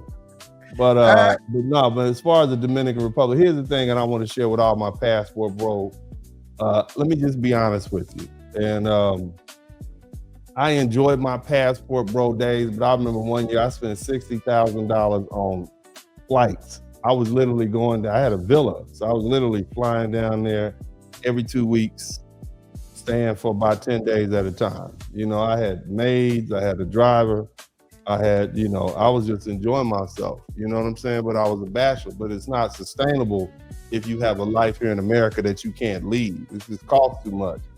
And so, I'm really happy with the one woman that I have. I wouldn't trade her for any of that. She's a beautiful woman of Dominican descent, highly educated woman, Afro-Latina, as you call it, basically just Black that speaks Spanish, and really rooted in family and whatnot. And so being able to go to the Dominican Republic showed me that there was another culture and was more suitable to me. You see what I mean? Because I'm pretty much a traditional man. I'm pretty much traditional American male. I pay the bills, and that's all I want. I just want a woman to cook and clean and kind of take care of things, but I also want a woman who's successful and highly educated. So I got all that. I got that fit, feminine, beautiful, cooperative thing. I had never planned on getting married again, Richie. I wasn't doing it. I wasn't gonna walk down that long aisle of no return ever again. Ever. Hey, Dennis, ever. I wasn't getting married. Why would you tell me to do that? What is wrong with you? Did you not know that I went through a horrible divorce? Why I never do it again? But got a good woman. But see, the thing is, you can't really learn how you should be treated, brother, until you go somewhere and get treated good. And then you come back and say, this is my standard, man. I don't care where I'm at. I'm going to get treated well. And I know you brothers are feeling that same thing in Thailand. You see? And so, man, go where you celebrate it, not tolerate it. And that's just kind of my mantra. And that kind of has carried on through my whole life. You see, that whole passport bro experience where I was traveling for like, man, from 2011, even in the DR, I had to give up. I remember one day, man, I don't want to hold up. You know, I could talk. I could talk a lot. No, do your thing. I'm sitting out in front of my villa. It's like 7 o'clock in the morning. It's like 20. It was 2020, and I'm sitting my ass in front of my villa. I got a bottle of champagne. It's like 7 bitches in the house. Can I cuss? It's like 7 bitches in the house. I got the maid in there frying morning chicken. I'm like, I can't live like that. I can't even. I got coffee in one hand and a bottle drunk. I can't live. I ain't never coming back ever again. So I just stopped going. I came home. Wait, you going too fast. Your woman's from the DR. Where did she come into the picture? You didn't meet her in Houston. No. Man, she's Ivy League educated, Massachusetts type. But I said I can't keep coming back here. This even then. You know, I'm like, I can't. You don't understand. I'm dangerous to myself. You can't just let me out there in the world like that. I got money, I got time, I got energy. So I'm dangerous. I'm not budget balling. You see what I'm saying? When I show up, it's gonna be 100 bottles of champagne, 17 bitches in the swimming pool, another 4 bitches in the jacuzzi. Too much. It's not the life I wanted to live. I'm making rap songs and sitting on boats. It was just a regular Tuesday. Was like a rap video for me. You see what I'm saying? And so I'm like, okay, enough of this is enough. I've had fun. I got it out of my system. And the cool part about it is, man, right then is when I said, okay, I'm gonna come home and chill. I had a lease that was gonna last for my villa all the way through April, May. The same Q Dog said, hey D, can we get them keys? And they went down there and hung out, and I gave them the hookup. But it was after that, man, once I made up in my mind, hey, I'm good. Let me just get back to focusing on family and children. Man, she just showed up, you know, and I was ready, you know. So I want you brothers to take this as maybe it'll help you get ready. See how you're supposed to get treated, and then go back on the dating market. You know, that's what I want you to take that as a lesson. Then go back. Hey, this is how I'm supposed. This is my price. You'll treat me accordingly. I'm gonna do certain things, man. It was a beautiful thing for me, man. But yeah, man, we might have some more little kids, you know. Hopefully I get a girl baby so I can soften up a little bit, you know. You the king of the boys. You the king of the boys, and them 2 sons look dead on you. Are they taller than you yet, Dennis? Because we watched them grow up. I know. Well, they one of them is about the little one is probably gonna be about 6'8". Okay. Wow. His mama tall. His mama's tall. She's tall. She used to be a runway model.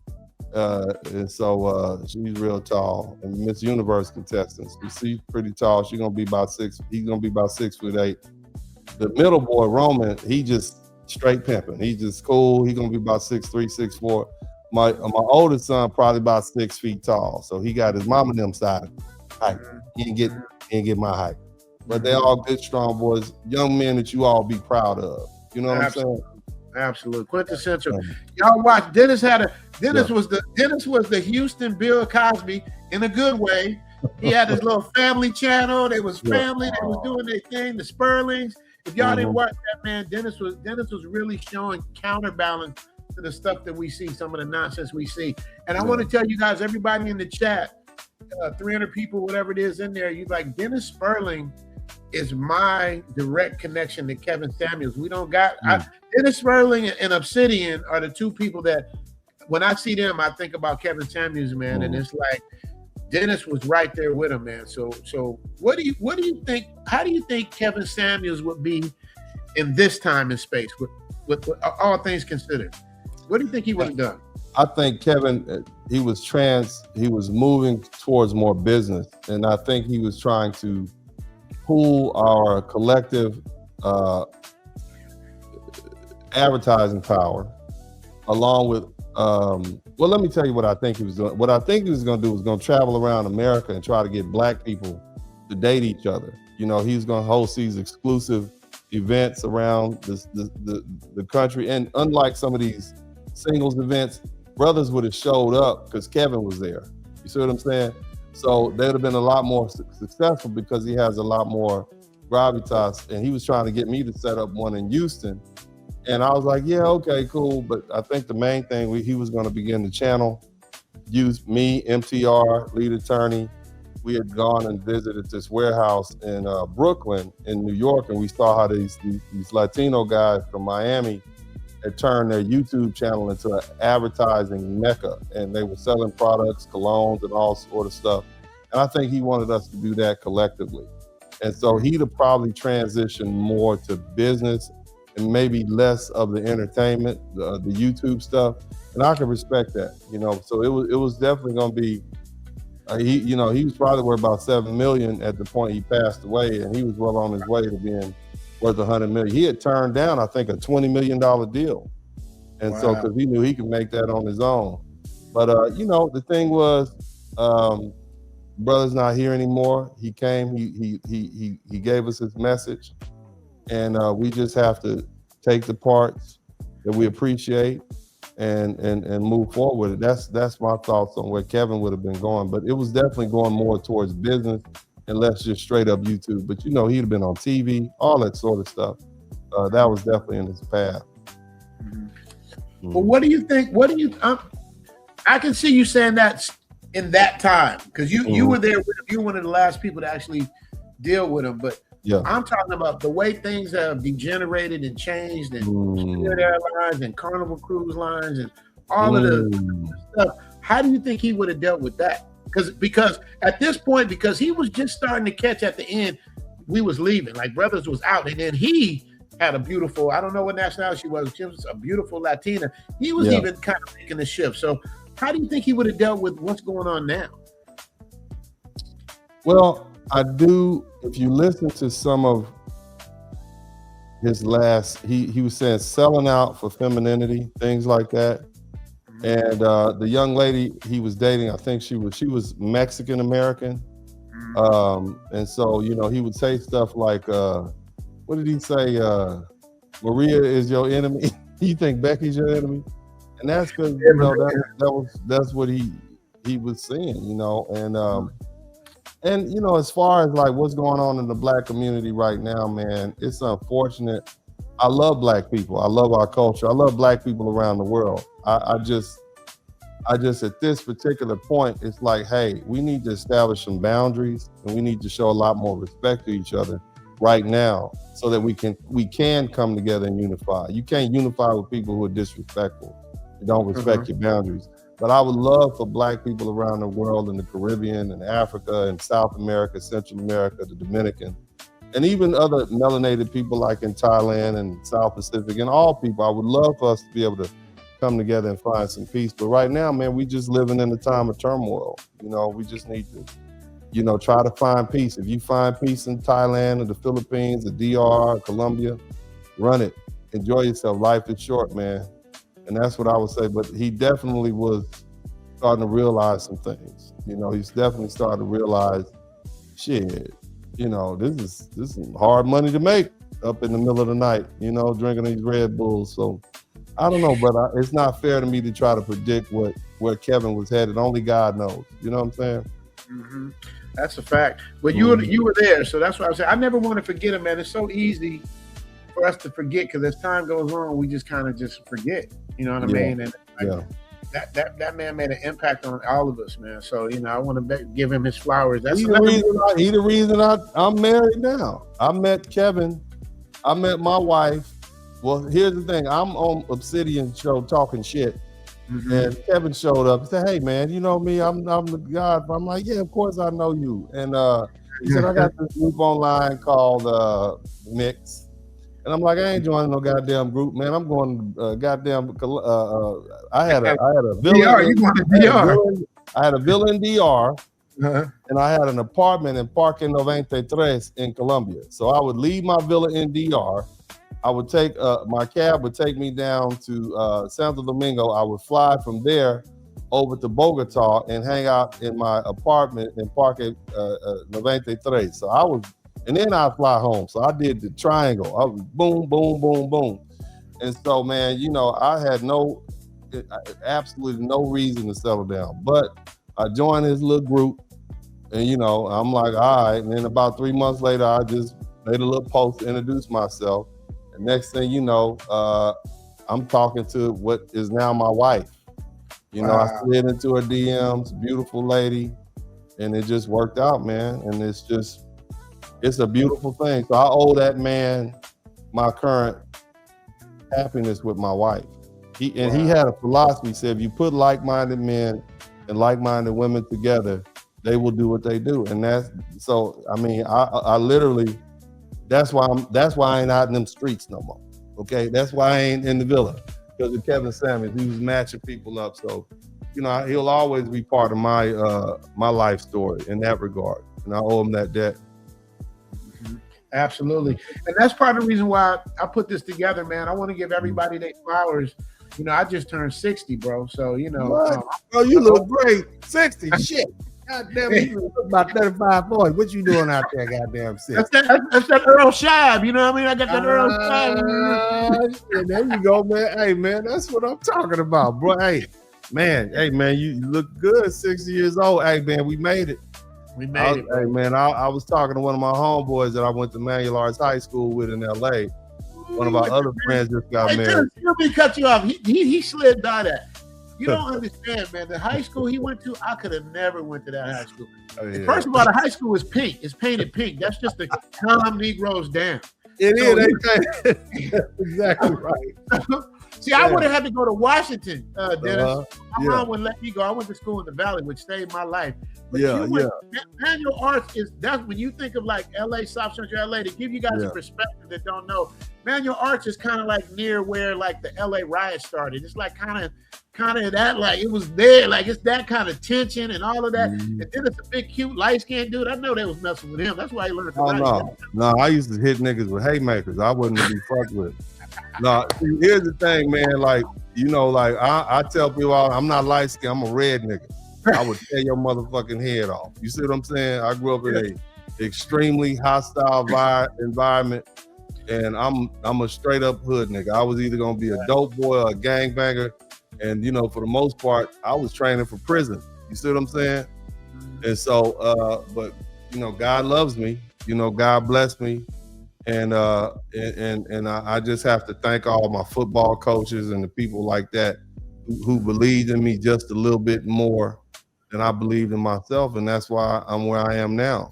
But nah, man, I was talking to one of my homeboys, and I said, man, you know, we made it. And he said, yeah, it wasn't that tough. I said, no, dog, it was tough. You just made it. You know, and growing up in the hood, I mean, I just want you to picture this, man, and I ain't gonna be up here all night because, you know, I'm long-winded. But going from South Central LA, you know, getting shot at, damn near jacked and robbed for my Pumas, you know what I'm saying? Dealing with in-the-house violence, out-the-house violence, running from the police, you see what I'm saying? Getting handcuffed on numerous occasions, get jumped at John Muir Junior High School, fighting back. I got jumped by two dudes in the 8th grade. I was whoop, whoop, whoop with this one and his homeboy. They was from, where were they from? They were some young YGs from Denver Lane. You see what I'm saying? Oh, yeah, that's Imperial in Vermont. I know it well. Yeah, and I lived over in 5-8 NHC hood. And those, I mean, I'm never gonna say I was affiliated, but just being around that, you know, you kind of gotta fall in line. So you ain't gonna be out there wearing red. And then my cousins is from 40s. And so I used to shoot, I'm 10 years old shooting craps with the neighborhood Crips. You know, this is what I'm a lawyer now, right? I'm a Hall of Fame lawyer. I'm 10 years old shooting craps with the NACs, all of them in prison right now, doing bids, lifetime bids. But the bottom line is, man, I went from that to riding first class from goddamn Santo Domingo to Bogota. See what I'm saying? Living in luxury villas and all that. You know what I mean? A person that they said you're gonna be dead at 25. You see what I'm saying? So, you know, I just want you brothers to know, man, just find peace. Don't hey, whatever these people are telling you what you should and shouldn't do, don't pay attention. Try to find peace in your life. If vacationing and going overseas is what you need to do that. Life is short, man. You see what I'm saying? And to go from where you came from to where you are, just close your eyes. Sometimes I close my eyes and put myself in some of the worst positions I've ever been in. Niggas pulling guns on me. I'm on Martin Luther King Boulevard, right up on the avenues, right down the street from the goddamn mall. And nigga pulling out a pistol on me because he thinking we trying to rob him. We looking for a party. And so it's like I put myself in that mind. Then I open my eyes and look at some of these beautiful shores. And I'm sitting there and I'm like, wow. See what I'm saying? So it's a blessed life, man. It's a blessed life. It's a beautiful thing. And just to be able to be over in Thailand right now, bro. What you're doing, that's a beautiful thing. Don't let nobody steal that from you, brother. Amen. Yeah. When I call Dennis, and I don't ask for much. So when I call, he comes through, man. And I appreciate that so much. Bro, you one of the realest niggas on the internet, bro. I don't deal with everybody. I damn sure don't show up on nobody's internet. But you've been real. You've been cool. You know, I got a good sense of who's real and who's not. If I don't fuck with somebody, you probably shouldn't fuck with them either. But if I fuck with them, I done put the stamp of approval on you. Good people, man, on everything, bro. I appreciate that, bro. Yeah. Same to you, man. You real. You from my soil. Just when I hear your accent, you know what I mean? I'm like, that's LA.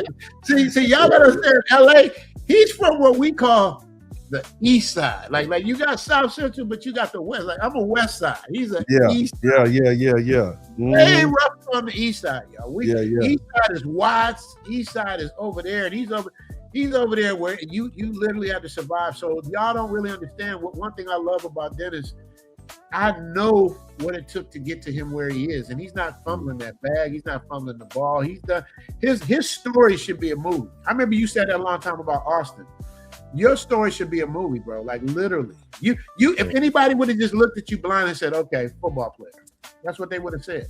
Nobody would have said some dude that done got up, did his thing, went around the world, came back, set up a law practice, and just doing this thing and raising his kids. So they never see Dennis. They will never understand what we had to go through. That's like being on a spaceship because they don't have to. Because we went through all of the fire. They don't have to. My kids, my daughters are spoiled as shit, man. You know what I mean? But we went through it, bro. So we understand. Man, I appreciate you, brother. God bless you. And God bless all you beautiful people out there. Y'all take care of that pretty lady. Y'all, give her a foot rub. Give her a foot rub. That's not L. That's Ella. Ella, say hi to dinner. I got to make sure you know that's not L. That's Ella. Yeah. No, you got to go say hi to Dennis. Well, you got to go say hi to Dennis. That's Zuri. That's Zuri's girl. Now, Dennis, she's Cambodian. See, there's a difference. Okay. Like Mexican, El Salvadoran, you got Thai, you got Cambodian. You understand me? That's what I'm trying to do. Baby, you got to be family. You got to cover that up now. You got to put me back on the camera. Put me back on the camera. You got to cover that up now, girl. This is family friendly. Somebody got family friendly in the chat room. Shit now. You got babies in goddamn Utah asking for milk. I cover that up. Goddamn it.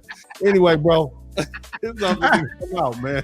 All right, bro. Yoga put Cambodia in there, and I gotta give a shout to Yoga because Yoga's the one that plugged me with you, Dennis. Oh, already.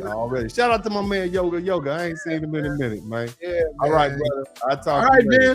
All right, bro. Take care. Shout out to Dennis Spurling, man. Do you know Dennis Spurling? No, I don't know him personally, but from Kevin's end. Yeah.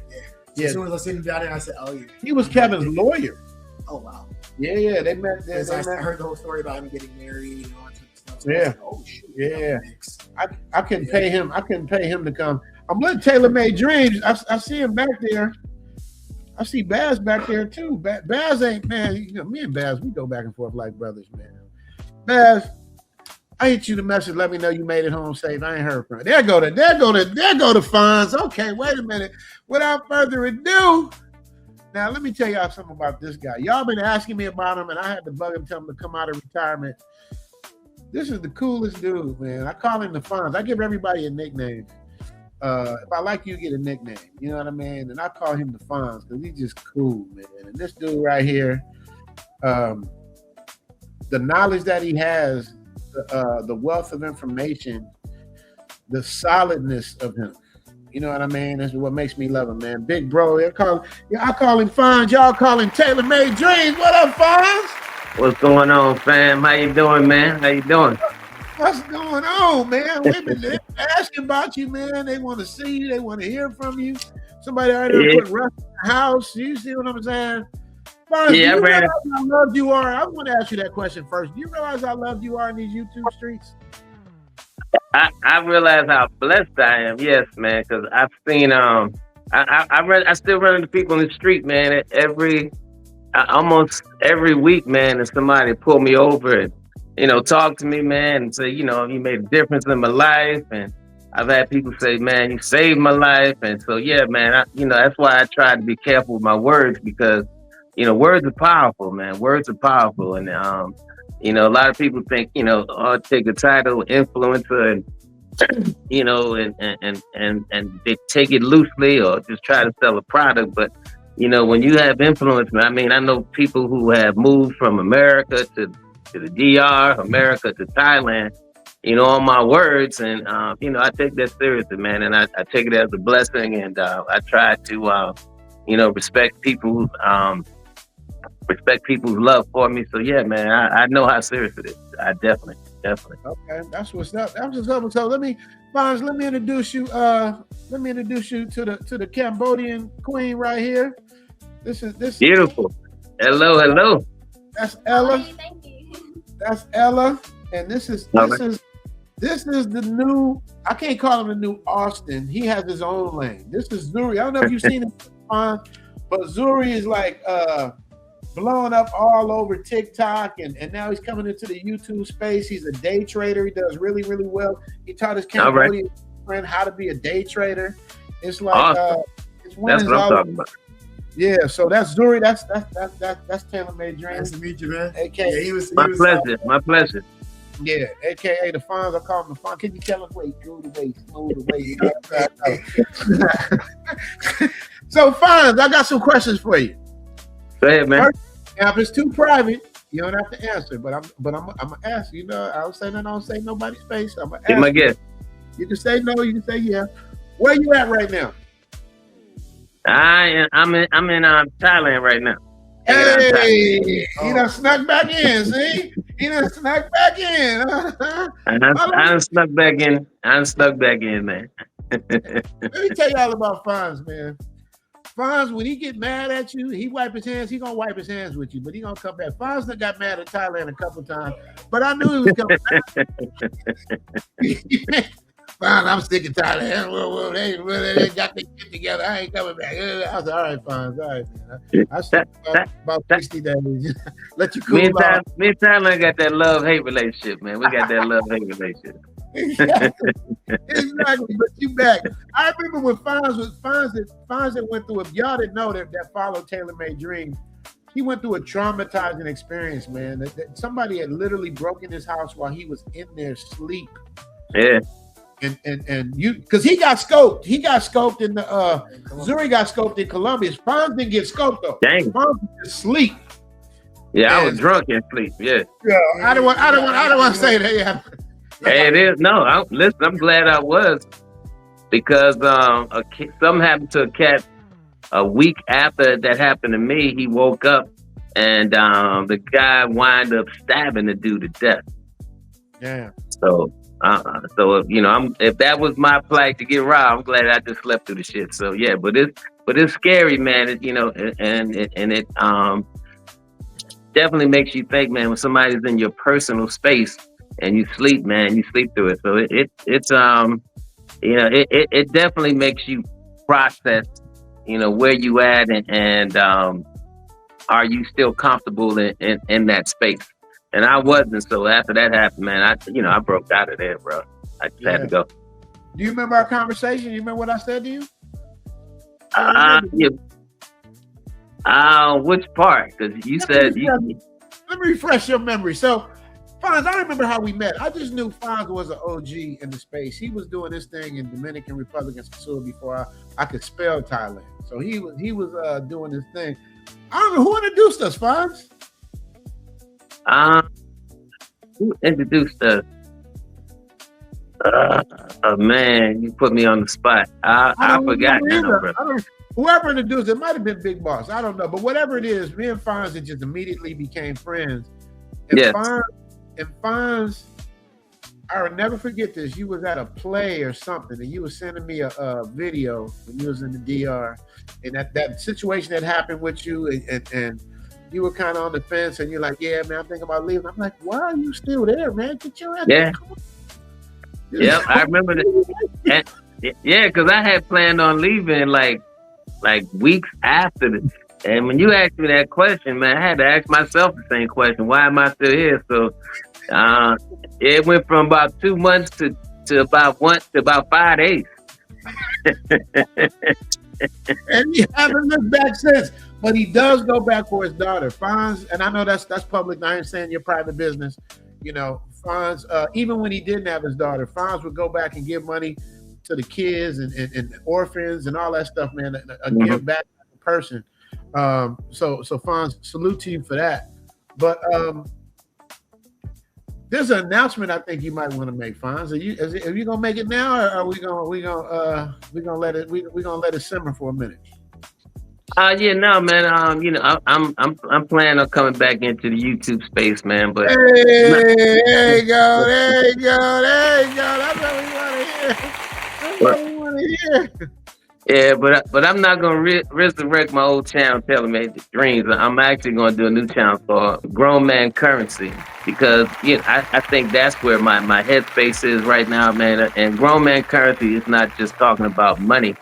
But it's talking about, discipline, talking about confidence, talking about love, relationship from an OG perspective. So that's where I'm at right now. And especially, getting cats to, get their finances together, man, and achieving that fire. Financial independence, retire early. Because, man, that's the only way you're going to achieve freedom in America. I don't care how much voting you do. You can march until your goddamn shoe fall off, man. And all your shoelaces bust. It don't make a difference, man. They're never going to love you in that fucking country. So, if you achieve your financial freedom, brother, ain't nothing nobody can tell you. Ain't nothing nobody can do.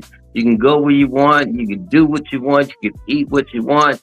You can love who you want, brother. Financial freedom is the only thing that Black people need to be worried about, and I absolutely believe that 100%. So that's why I'm coming out with a new channel, man. So we're gonna talk about money a lot. We're gonna talk about investment a lot. But like I said, it's definitely going to be hitting on a lot of topics,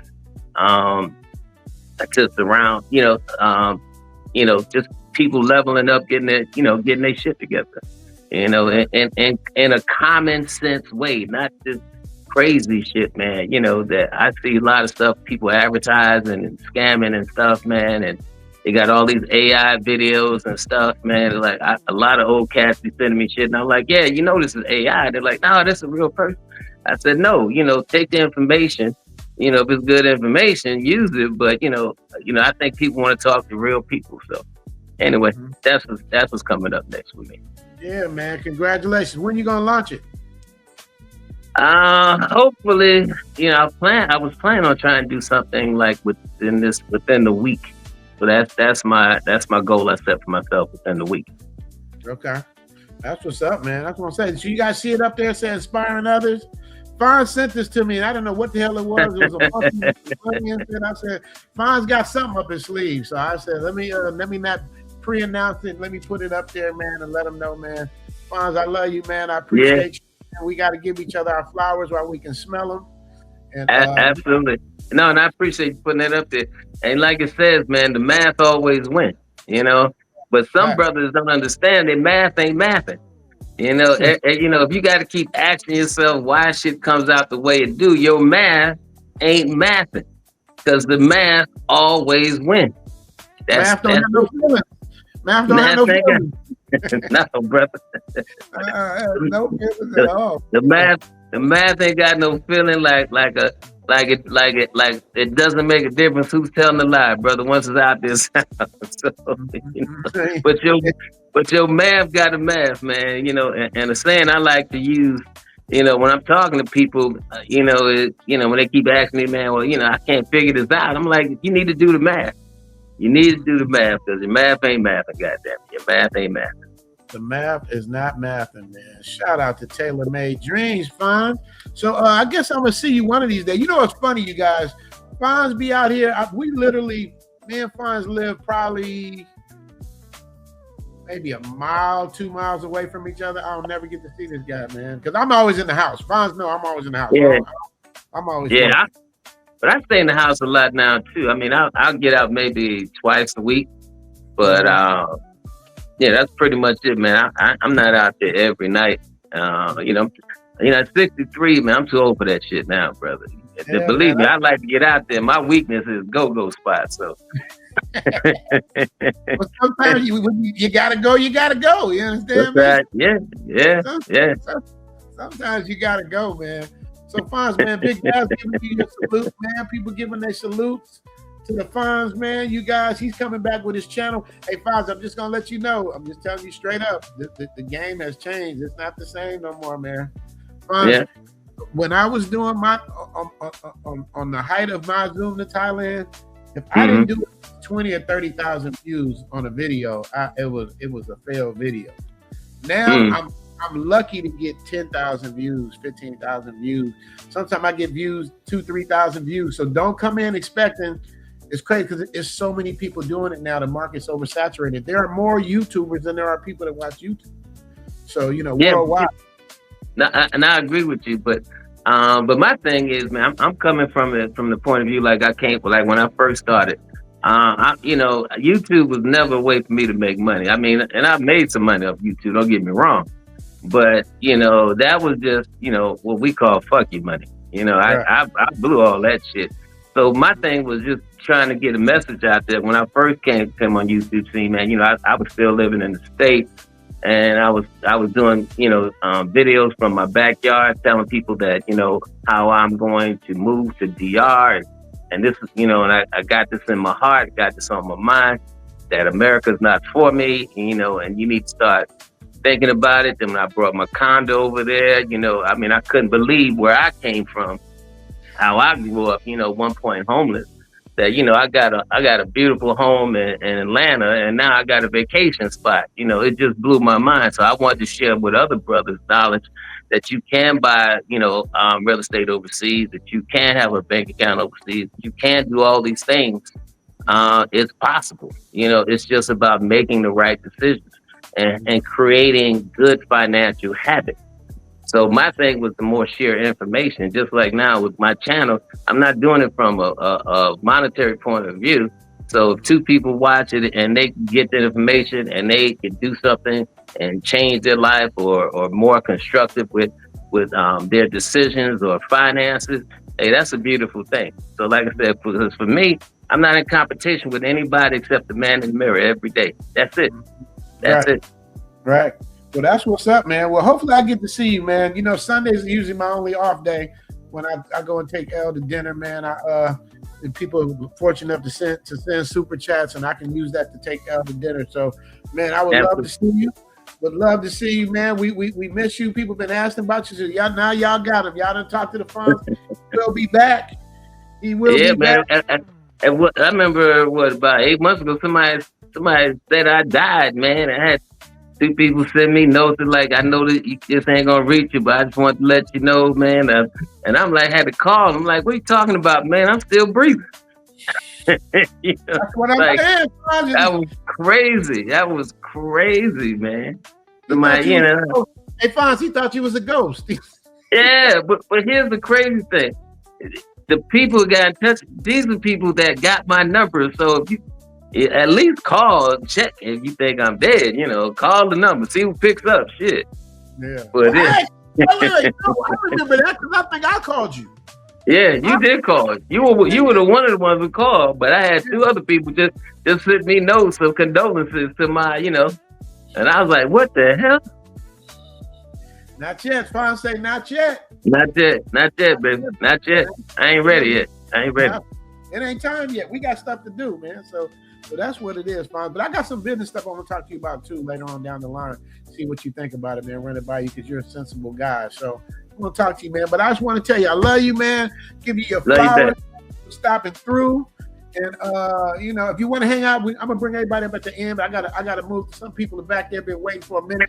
I see the Flyboy Way back there, Coach Andre back there, Fern back there, BMT Bazz. It's like I gotta let him big boss he was back there. If I don't see you live back there, if I just see your picture, I don't think you're there. So I see what we doing, man. Okay, boss is back. Okay, cool. So Fonz, if you want to hang out, I'm just gonna drop you down. If you can hang, cool. All right, bro. Pick up, okay? All right, man. Appreciate all you. Appreciate you, Fonz. Yes, sir. That's the Fonz right there, y'all. You don't know about the Fonz, do you? Yeah, man. This dude, hey, I'm gonna tell y'all. This dude said something last night. We were at Don's party. Shout out to Don. He sent the message. He said, once I left the Matrix, I knew I never wanted to go back. Everything, get your paper right. USA is cooked. Somebody said in the chat, if you think money isn't everything, you're lying. Well, I'm gonna give you an example of how that's not true. This dude right here, I'm not making this up. This dude, and I'm not saying nothing to be in his business, but he said it. This dude, when I told you I gave up my Hollywood lifestyle and the stuff that I did, and people, you know, the haters want to verify and go to YouTube. I mean, go to the internet and see if I'm really who I am, so they can try to like expose me. But you can't, because it's all there. It's like everything I've done. Like I don't need to lie to kick it. Like it's all there. But I did a lot of voiceover work. I did a lot of movies, Cars, Toy Story, all these movies. I get residuals to this day for these movies. It's kind of like how I make my living, right?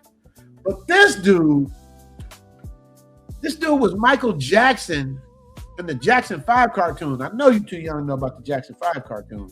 This dude was Michael Jackson in the Jackson 5 cartoon. The nigga worked on Shrek. He's done way more voiceover stuff than me. Made way more money than me. This dude has his own private jet in LA, his own private jet with the airplane hangar, not just the jet and the airplane hangar with a similar, all that shit. He has the electric Porsche, electric blue Porsche. He has a house right around the corner from my house. He got a condo on the East Coast. He has a yacht that I've been trying to buy for like 2 years. Because when I go home, I want to just kick on the yacht. He got a yacht. I think he had a Maserati and a Bentley and all that stuff. This dude came to Thailand. He said he don't need none of that. He don't want to go back. For the simplicity of Thailand, to having a good woman that takes care of him. He got a view out of this world. So the Thai people. Swadee Ka. Swadee Ka. He was cooking. It was good too. Swadee Ka. It was good. Taking you guys on the inside, man. Hey. Now you guys, like 10 more Thai women came through. Most of them are single, man. It's like you guys don't understand, man. All right, I gotta go and get this view. Zuri.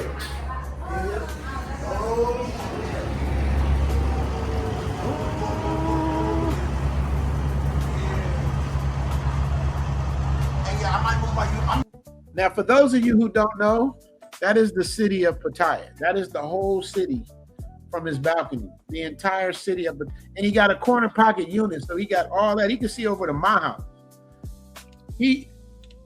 All of the material things he has in LA. Move my unit over here, right? Oh yeah, I'm moving my unit. How you know you don't get it? I don't want to say too much. But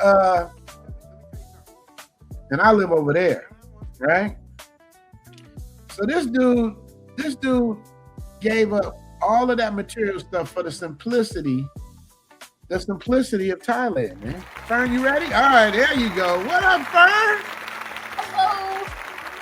Fern, say hi to Ella. That's Fern. I was gonna be like this. Yeah, and that's Zuri. Hello. Fern, have you seen Zuri? Zuri's a famous TikToker, Fern. He got more views than everybody in this room. You know what I mean? Oh, no. I don't do TikTok, but awesome. Yeah, he's coming to this space too. Look at Fern, you got your church hat on today, Fern. What's going on? Thank you for coming through. Hey, you looking good, girl. Thank you. How are you guys? Happy belated, by the way. Yeah, man. We good, man. We just having a party, man. We giving everybody their flowers while they're here. I know Flyboy Way and Coach Andre, I'm gonna bring them up in a minute. Big Bazz and Big Boss, I'm bringing him up last because Boss is the one who was my original plug. So I got to give him his flowers after I'm done with everybody else, man, to let him know, give him a special thing. So, Fern, what have you been up to, man? People ask me about real estate and can you give me Fern's number? I'm like, Fern is too busy. First of all, I don't give people's numbers out without permission. But Fern, they're trying to get to you, man. What's going on? Well, I am still in real estate. I just have a lot of projects outside of my work as well. So I'm just a lot of moving pieces. So I've had a lot of new clients reach out to me. Thank you guys so much for the love, support, kindness, and everything. And everybody in the chat. Hello, sawadika. But yeah, I've been really busy. Okay. I tell them that all the time, Fern. I let them know all the time that Fern's busy. Man, when the last episode I did with Fern, that thing did over 160,000 views. They love him some Fern. So Fern, I want both of you. I want you and Ella.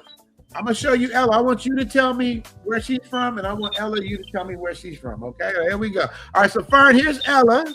Why don't you tell me where Ella's from? Wait, I'm sorry. All right, Fern, that's Ella. I heard her earlier. She's from Cambodia. Oh, you heard it? Oh, you cheated. You cheated, Fern. You've been watching this. What do you wait? You think she's tired? I don't know. I heard her tired though. She looks tired of you. She's Vietnamese, ain't she? You said Vietnamese? She looks like Mariah Carey to me. You think she's tired though? Yeah, she's tired. She don't look like it. She been tongue-tied. So, Fern, hey, let me tell you something about Fern. She owes us a DNA test. We've been trying to do this for 3 years now. Fern, we got to find out. We think there's something more going on than ties. Ties don't look like that. What you think? DNA test, right? Yeah, DNA test. DNA. Yeah, man. We talked about it. We tried. We sent up a thing to the States. They didn't take it. We raised money to do it, and then we started a new fund. And Is she out here or she? Fern is probably about. I'm in Pattaya. Huh? I'm in Pattaya. Yeah. Obviously, because it's the sun. Yeah. But Fern, you're on the dark side though, right? Yeah. Yeah. Zuri's on the dark side. On the dark side as well. So we just moved over there. Yeah. Nice. You get more bang for your buck in the dark. Is that your crib, Fern? Is that your crib? Yeah, this is my house. Ooh, wait a minute, solo cam. Hey, yeah, you guys, you get way more on the dark side. Oh, don't stand up on the Fern. You ain't gonna stand up on you, Fern. You gonna stand up? Kaya. Huh?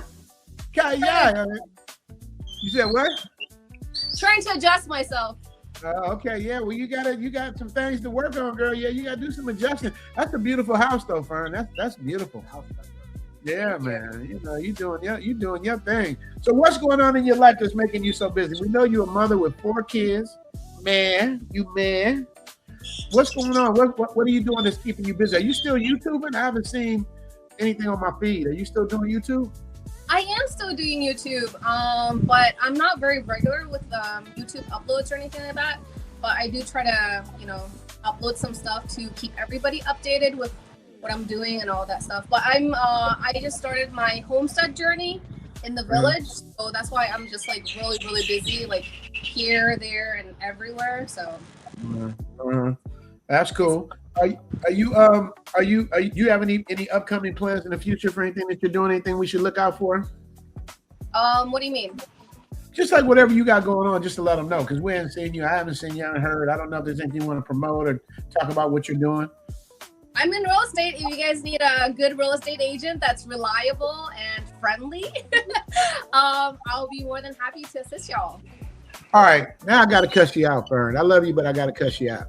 You just told us you was busy, and now you promoting the real estate. Now, which one? You got to pick a struggle. Are you busy, or do you want to promote your real estate? Because I got people that ask me all the time. I'm being busy, Richie. Like I don't know how to, You said what? Can you hear me? What'd you say? I get you coming out here a little bit of wind. Oh, there's a lot of wind. Yeah, there's a lot of wind.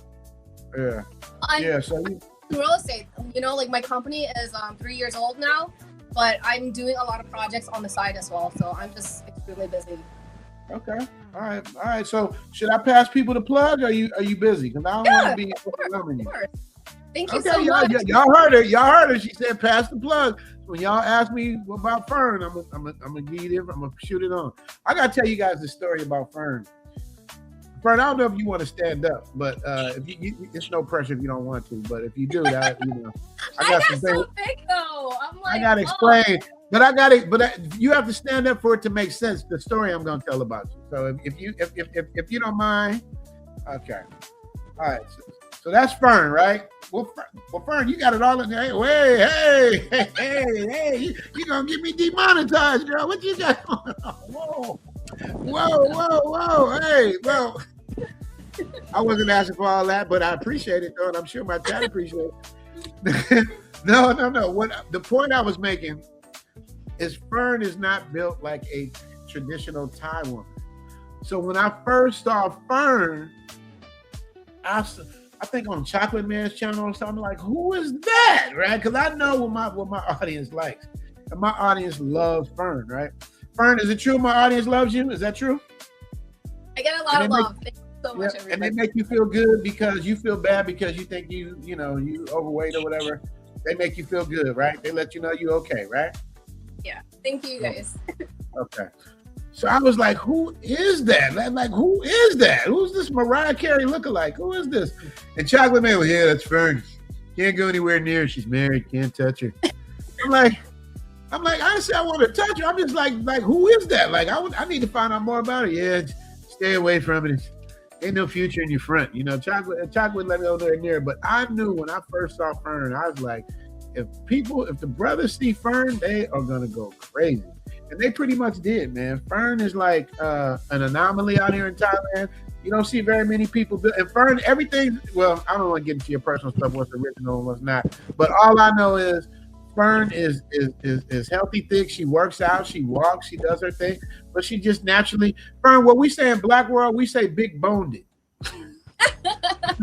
So people ask you, Fern, just say you big boned it. That's what you tell them, okay? you let them know that. But I know you got a lot. You busy. You got things to do. I don't want to hold you too long, but I just want to say thank you. Want to give you your flowers. Appreciate you. Whenever I call you too, Fern. Whenever I call you, always there. I thought you was gonna be. Fern was what I thought was gonna be one of the surprises, but Fern, she got stuff to do today. You see, she got her church hat on. She got places to go, people to see. But the fact that you took time out of your busy schedule with your 4 kids and everything to be able to stop and just say hello to everybody, let them know how you doing. I appreciate that, Fern. You got any parting words for them, Fern Unfiltered? I really appreciate you, Richie, for your time, your love, your kindness, and everything. And I'm so sorry I missed your birthday. I had no clue that you were celebrating your 60th birthday. Awesome. I'm old. 1966? Yes, sir. Right? Yes, ma'am. Yeah. Okay. Yeah, because I'm turning 40 this year. That's crazy, but yeah. So wow. I know the big day is incredible and scary at the same time. So I just wanted to say happy birthday and virtual hug. Hey, I want a real hug, Fern. Don't be cheating my hug. I want a real one. Yeah. So cool. Thank you so much for that. When's your birthday, Fern? October what? October 4th. Okay. October 4th. Y'all gotta keep that in mind. Fern, I'm gonna have you for Zoom Fest, Fern. You're gonna be hosting another year in a row for Zoom Fest. We're gonna be looking for you for the what's the name for the business dinner symposium. Fern, we love to see you there. People want to meet you. People want to see you. They want to make sure if you're really real. Are you just a AI Fern? Are you a real Fern or an AI Fern? If I was AI, I would look so much better than this. Oh my God, here we go. Nobody's happy with what they have. You know what I mean? Fern, embrace the thickness. Embrace it, baby. It's there. It's there. It ain't going nowhere. It's there. So, it is what it is. So enjoy that. Tell your husband I said hello. And what other side business? You still hustling cookies and all that, Fern? What you got? I know you always have a side hustle. What's the side hustle? No, that was my daughter's business. But right. She's in Sydney at the moment, so she's not doing that business anymore. So no side hustles going on? Buy a house and we give some free cookies? Ain't no side hustle? I'll give more than that. Fern, look at these.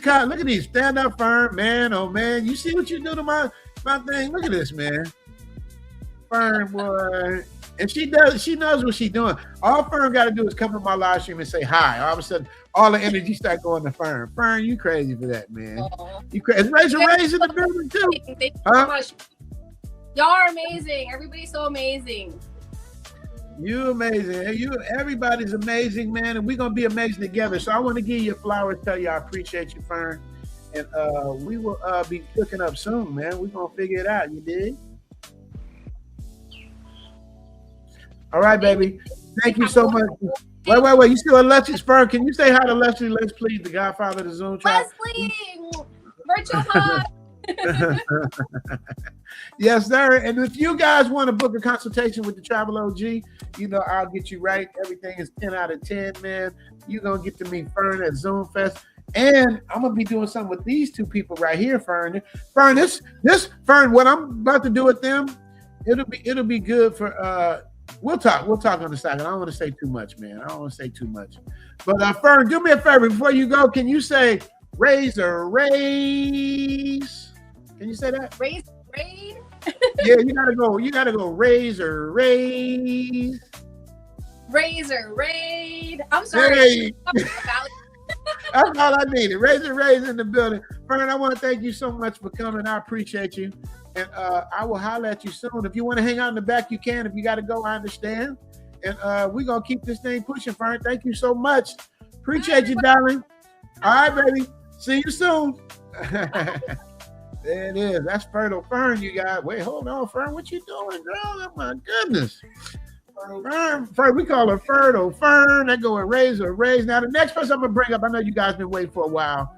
My YouTube party continue, man. The next person I'm a big up. He has the best handle of his channel. And you know I'm going to ask you to do it. So you already know. So you know how to do it. He got the best thing, man. This dude, Flyboy Way, is a fly dude, man. And you know what about Flyboy Way? He is definitely alpha. He is not a follower. He does things the way he do. Me and Flyboy Way, we disagree on a lot of things, man. We disagree on a lot of things, but we do it respectfully with love and respect, man, because Flyboy Way got a totally different way of looking at life than I do. And that doesn't make either one of us wrong. But I'll tell you one thing about it. He already put Gail already done put a fly in there. You guys. I'm gonna let him. You guys know him. You love him. Ladies and gentlemen, Flyboy, you ready? Where you going, man? Where you going? Wait, Flyboy. Hey, there you go. All right, there you go. Okay, wait a minute. All right, there he is. Flyboy, wait. Let me say something about you real quick. This dude does not age. This dude sleeps in the refrigerator, man. This dude looked the same since 1978, man. Flyboy Way showing off his Colombian. Look, oh, she got the shirt. Flyboy Way, what's going on? Can I get the handle, please? Hey, yo, what's going on, everybody? It's your boy FRE $H Fresh at the Flyboy Way. That's TheFlyBoyWay.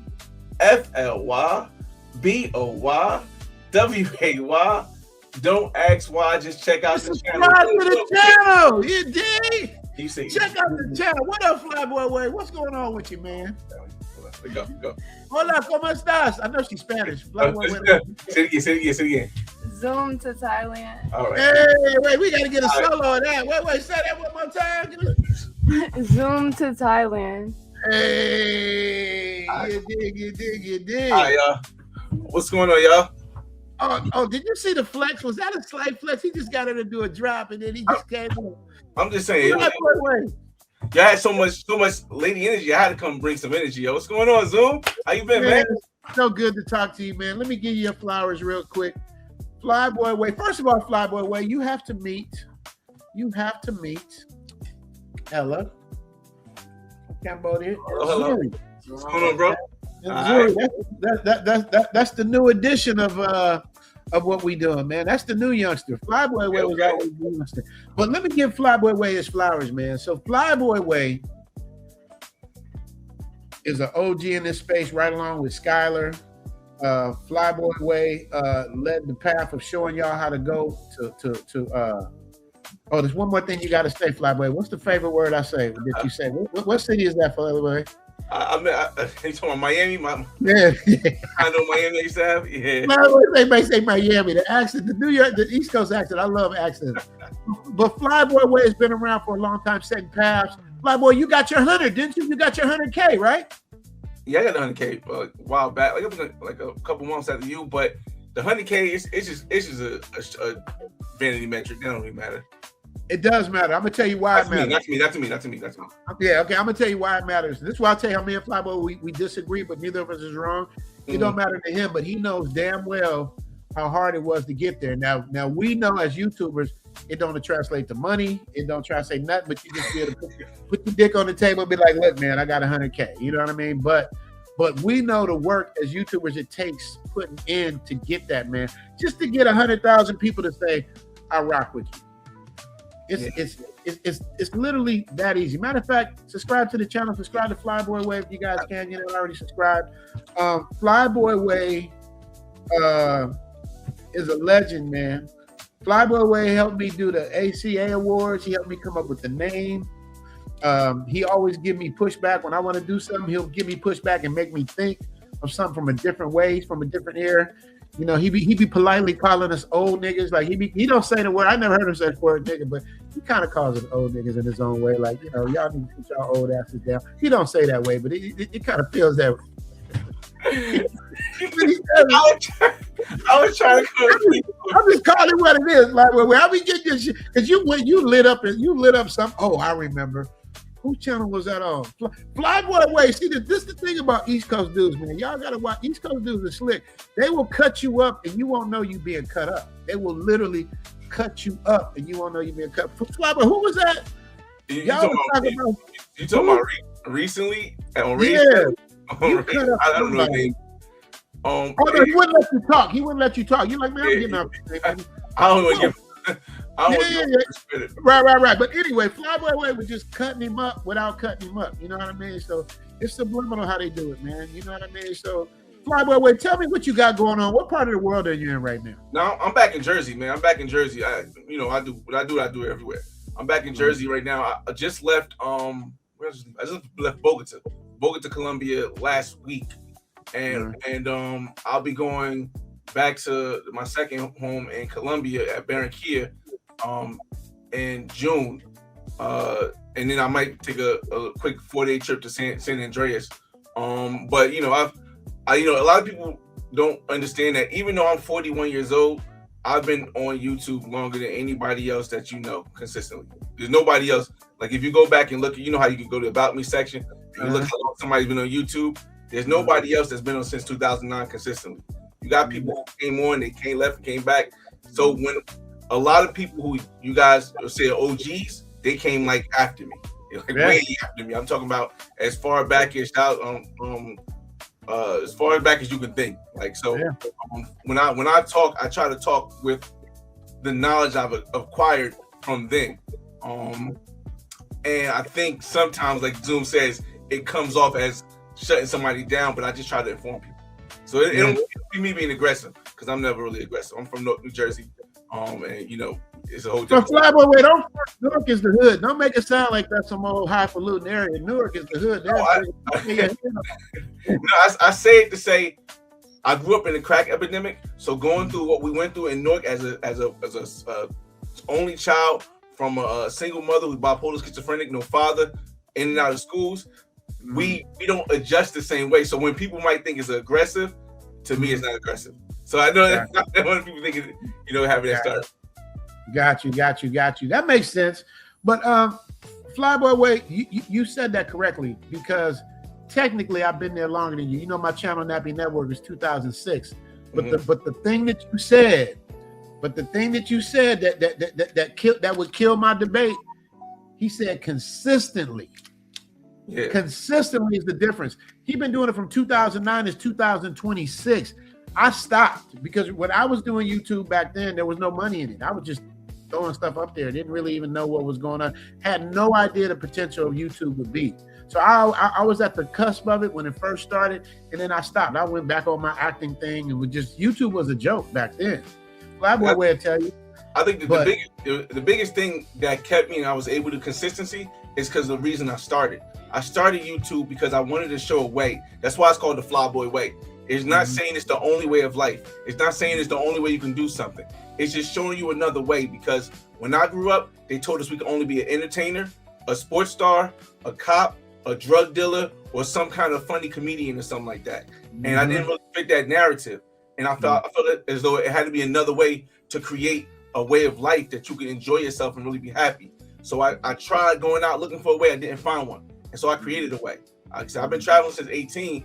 I know a lot of people have been traveling longer than me, but porque yo hablo español, y yo falo portugués, falo francés a little bit. So it's like because I interact with the cultures rather than just going and just being a present American there or present United States citizen there, I feel as though I've acquired more intellect than a lot of people, and I'm able to, and I want to take that intellect and bring it back to the people who didn't have, because I remember being that kid who didn't have somebody who could show me a way that works for me, and I think that's the one reason why you'll never see me gatekeep anything. A lot of people get upset because I made the Black Man's Guide to World Travel. I have a million view video. I have millions of view shorts.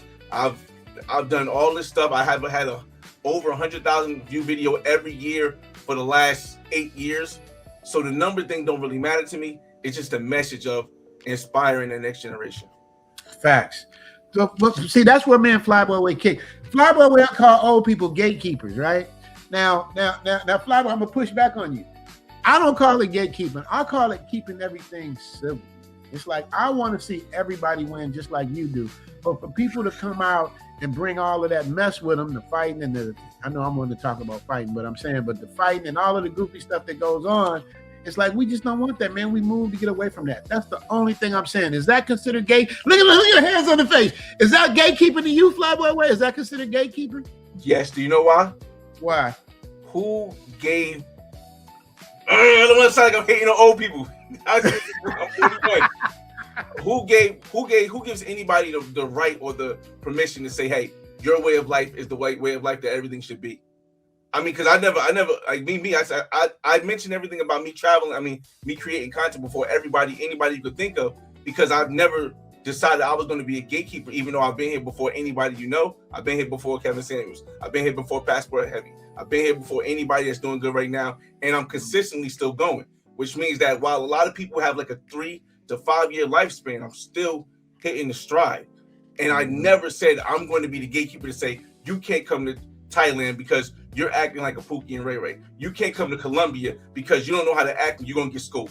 You can't come to Brazil because you can't respect the women here and you all you think is as a sexual object. So again, I don't think anybody signed up for anybody to be that police person. So for older folks, it's just a bad habit. You want to say, man? You're gonna be old one day. Go I know. But one thing I said is that when I was younger, the one thing I said, it used to be this guy, right? And we used to play football on the street. I don't know if you're doing the West Coast like that. You'll play football on the street because it might be a little more deadly over here. So we used to play football in the street with the light poles and stuff like that. And every time we would like try to go for the curb, we'll grab it, and then somebody step out of bounds. We'll step on this guy's grass, and he come out and go, "Don't get off my grass! I just did the." And every single time he would do this, and we're like, "There's grass, bro. It's nothing." I told myself at that point, I will never be the get off of my grass guy when I get older, and that's what a lot of guys that are older than 50 become. They get off of my grass grumpy guy who's making a big thing over the kids are just playing in the street. They could be robbing you. They could be busting your house. They could be doing a bunch of other stuff, but they're playing football in the street, and every now and then they step on your grass. But you to get off your grass, guy. So I don't want to. It's not a matter of me being old, because I'm 41 too. Again, I've been doing YouTube for over 17 years. I've been traveling since 18, so I'm old as well. I'm on the other side. Yeah, you OG. I'm on the other side of the equator. Right. I mean, I feel as though the biggest difference between me and everybody else that you see in the community is that I started traveling at a younger age and doing this at a younger age. So I was able to develop and incorporate growing up, versus a lot of the people that you see didn't start traveling until they was already who they were at 30. And because they was already who they were at 30, they had their own principles already. They had their own morals already. They wasn't able to go to other countries and understand, hey, United States is not the only way of thinking. They wasn't able to go to Thailand and be like, shoot, I could live over here. We was just talking about the Willie D thing. You know what I mean? Yeah, well, matter of fact, I gotta give Skylar credit for that too. Skylar Flyboy Way sent me the thing, and I went right in and made that episode. Did you see it? Did you see it? I seen it. I was like, oh, you gonna respond? He ain't gonna like that. He ain't gonna like that, Zoom. Yeah, but I'm just saying, it is what it is. Okay, now let me give you pushback on that. Yeah, let me give you pushback on that. Now, because being, when we black, we get the label put on. It's like I tell people all the time. It's like a girl with big, huge breasts. It's like she get mad. Oh my God, all they do is look at my breasts. Girl, you got big breasts. People gonna look like that's just what it is. That's what it comes with it. So with us being black, it's like I tell people all the time. When a non-melanated person does something, he takes the hit. But when a black person does something, we all take the hit. So that's why I'm saying I don't consider it gatekeeping. I consider it just saying, man, when we leave, because you got to remember, Flyboy Way, I've never seen you do no pookie stuff. I've never seen you. I've seen you get in the mud in some kind of little. That's when I first started watching. What was you in the mud doing? Was you taking a mud bath or something? What was you doing? Yeah, I think mud bath, but yeah, keep going. Mud bath. So it's like you were showing a fun way of doing it. You were even conscious enough to say, hey, y'all, if y'all don't want to see nothing, out the chain, from seconds, from 1 minute and 22 seconds to 1 minute and 85 seconds, whatever it was, skip that and then we'll get back to the thing. Like you had a whole consciousness of how you would move, and that's what made your channel so dope. If you was out there wilding and just being disrespectful to the culture, it's like I don't think you would have the same kind of love and affection. I see that look. I see your brain turning from Flyboy Way. I'm making some good points. Don't do it to me. Don't do it. If it come to cut, go on and cut me, Flyboy Way. Tell me I'm wrong. The biggest issue that everyone messes up is that this way that they see black people in the media has been the status quo of history. It will never change because we are not the majority. So to focus on one or two of us, because it's not the majority, it's not even a large amount of us creators that even go overseas at all, let alone the minute amount that do stuff that may be not something that we feel represented by. To keep focusing on them rather than just showing that a lot of us aren't that way, we will be let further back with trying to change what history has already put in place. Me personally, I think the biggest difference isn't a Pookie and Ray Ray. The biggest difference is people who don't have money going places, who didn't have the opportunity. That's why I could never do that, because I came from North. Just because I became a millionaire at 35, just because I've been able to travel the world, just because I own multiple houses, because I have multiple cars, because I have a YouTube channel with 100,000 subscribers, doesn't mean I ever forget, dog, I was right on the street with somebody stepping on them crack bars when we was going to school in high school. So I'm not just because the only thing that changed the reason why you say you don't see me doing that is because I changed the way I think. And if you change the way you think, you can change the way you live. But I'm not going to knock the person. I'm not going to knock a person from the hood who just so happens to make it to Thailand and then gets in a fight in the club because they never had the opportunity to get the education here to grow.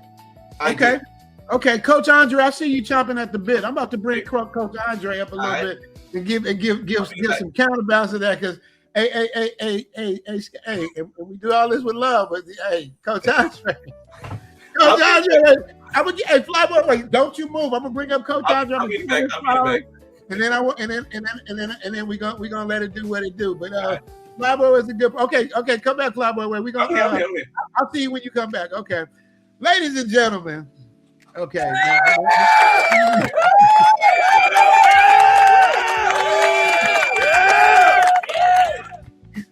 Hold on, let me give you flowers first, Coach. Well, first, Coach, I gotta introduce you to my guest today. My guest today, Ella and Zuri.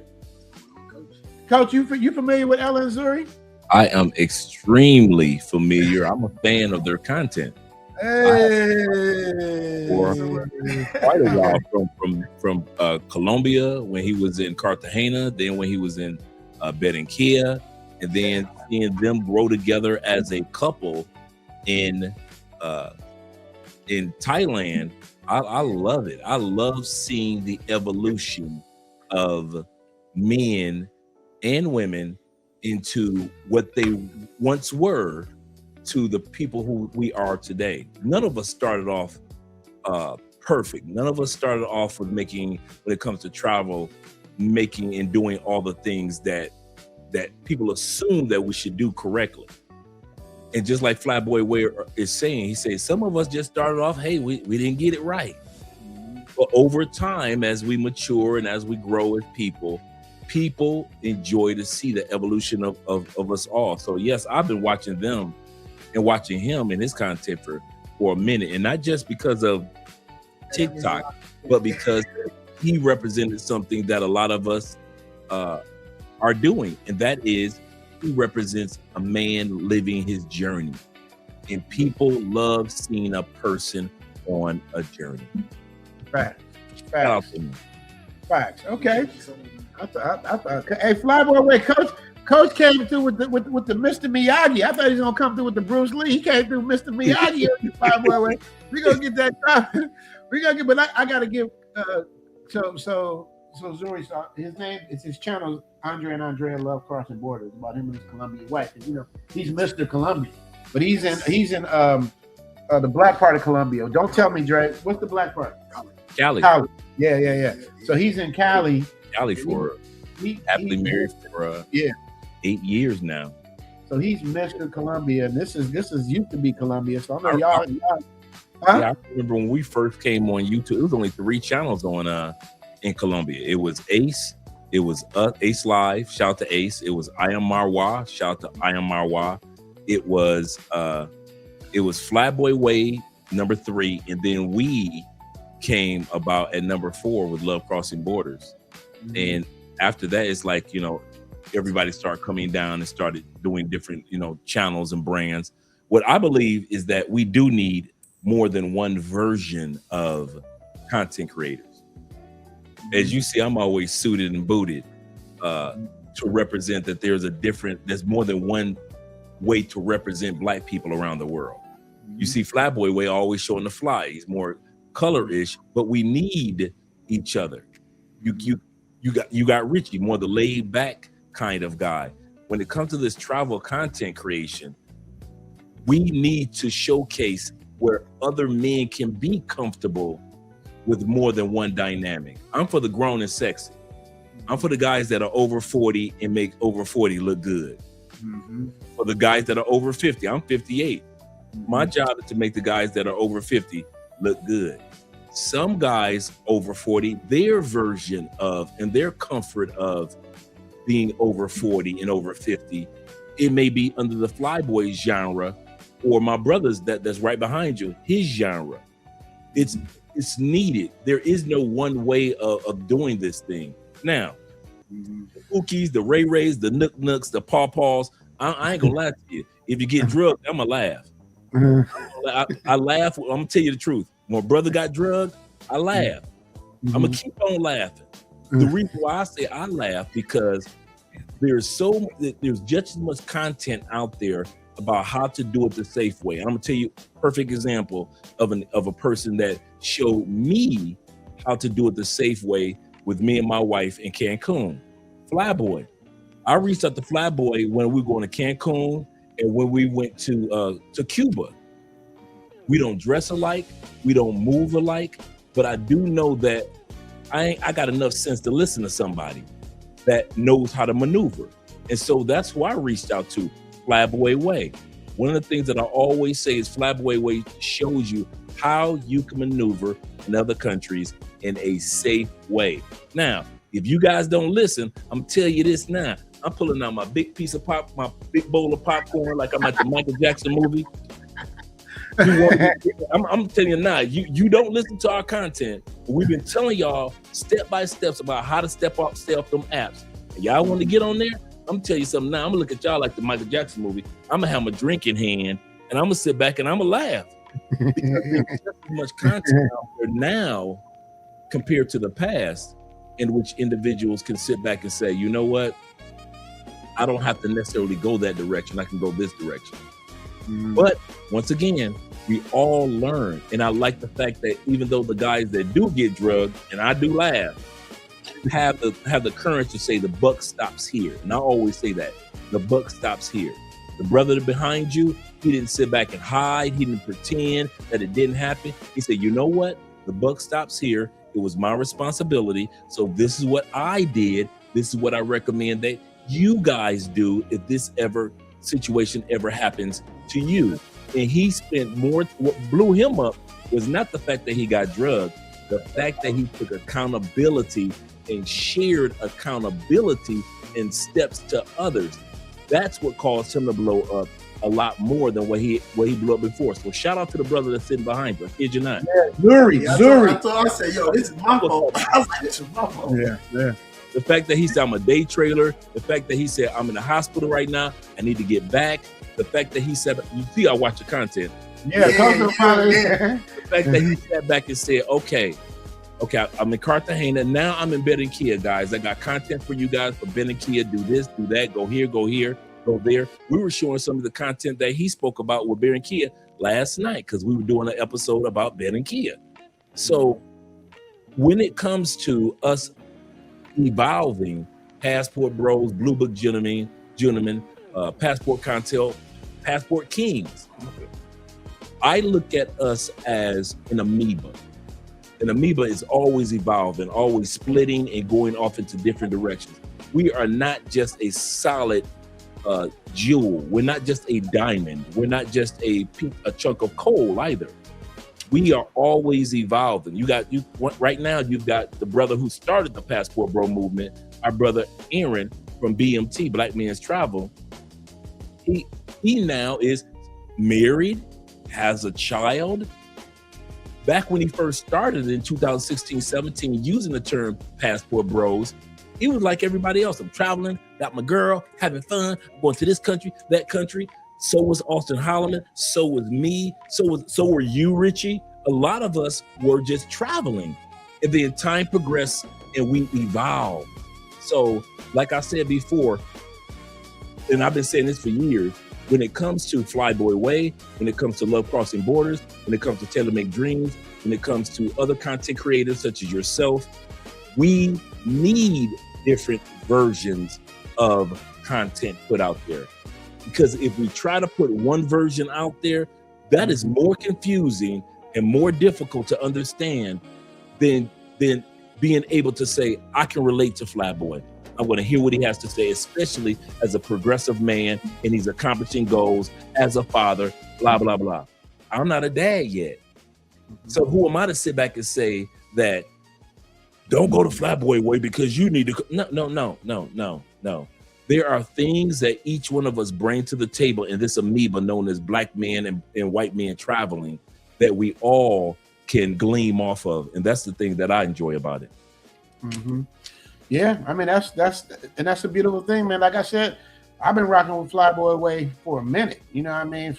Since Boss, that's why I want to bring Boss up last, because Boss is the person that connected me with Flyboy Way. He connected me with Check and Effect. He was the plug for me. So I always call Boss the plug. You know, he tried to start some shit with me and Flyboy Way at first, like, Rich got edit Flyboy Way. And I'm like, I don't want no smoke with Flyboy Way, man. I'm just getting into the space. I'm just getting my feet wet. I ain't coming here to start beefing with people. I'm here to build relationships, man. And that's the whole thing about this. And speaking of relationships, Richie, make sure the brother gets my email address and my Zuri? WhatsApp number. Yes, Zuri? I would love to do an interview with him and his girl in regards to, because I've sat back and I watched his evolution. Mm-hmm. That's what I care about. I care about evolution. Mm-hmm. When I see individuals, male and females, evolve, I love it. Yeah. Like I said, the other thing is, a lot of people don't realize this. It was Ace Live under 10,000 subscribers. Flyboy Way under 10,000 subscribers. It was Love Crossing Borders under 10,000 subscribers. It was our brother Richie the other brother under 10,000 subscribers. It was our brother Dave, who was the tech show under. We all started as really cool dudes in WhatsApp groups. All of us were under 10,000 subscribers. Do you know how hard it is to get 5 black men on YouTube? All of us who started off together under 10,000 over 100,000 subscribers. The only one that doesn't have a plaque is Richie, and that's because the other Richie brother, he started a business, so he kind of stepped away from YouTube. But Ace, our brother Dave from the Tech Show, Flyboy, us, it is so hard to get all white men who had started at one point in time, all of us at a certain point in time, to get to over 100,000 subscribers together. I think the thing that I celebrate probably more than they do is the fact that all of us have crossed the threshold of 100,000 subscribers. And we know that if our brother Richie had stayed in the game, he would have crossed that threshold along with us. That's another reason why I celebrate Flyboy, Ace Live, our brother Dave, the Tech Show, when it comes to politics, and ourselves, because we all reached out to each other. How do you do that? Well, tell me how you did that. And we all helped each other to even crack 10,000, then 20,000. And to sit back and see Flyboy come across and hit that 100,000 mark, and all of us got these plaques, and Flyboy said it correct, 100% correctly as a content creator. Yeah, it's for vanity. He said that, but wait, I'm gonna tell you, excuse me for cutting you off. Flyboy Way said something else too when I bring it up, and this is something I said to him. I don't know if you remember this, Flyboy Way.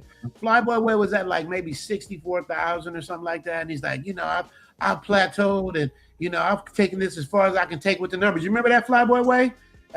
And I said to you, what are you talking about, bro? You're gonna get that 100K, man. What are you thinking? Oh yeah, I had no doubt about that.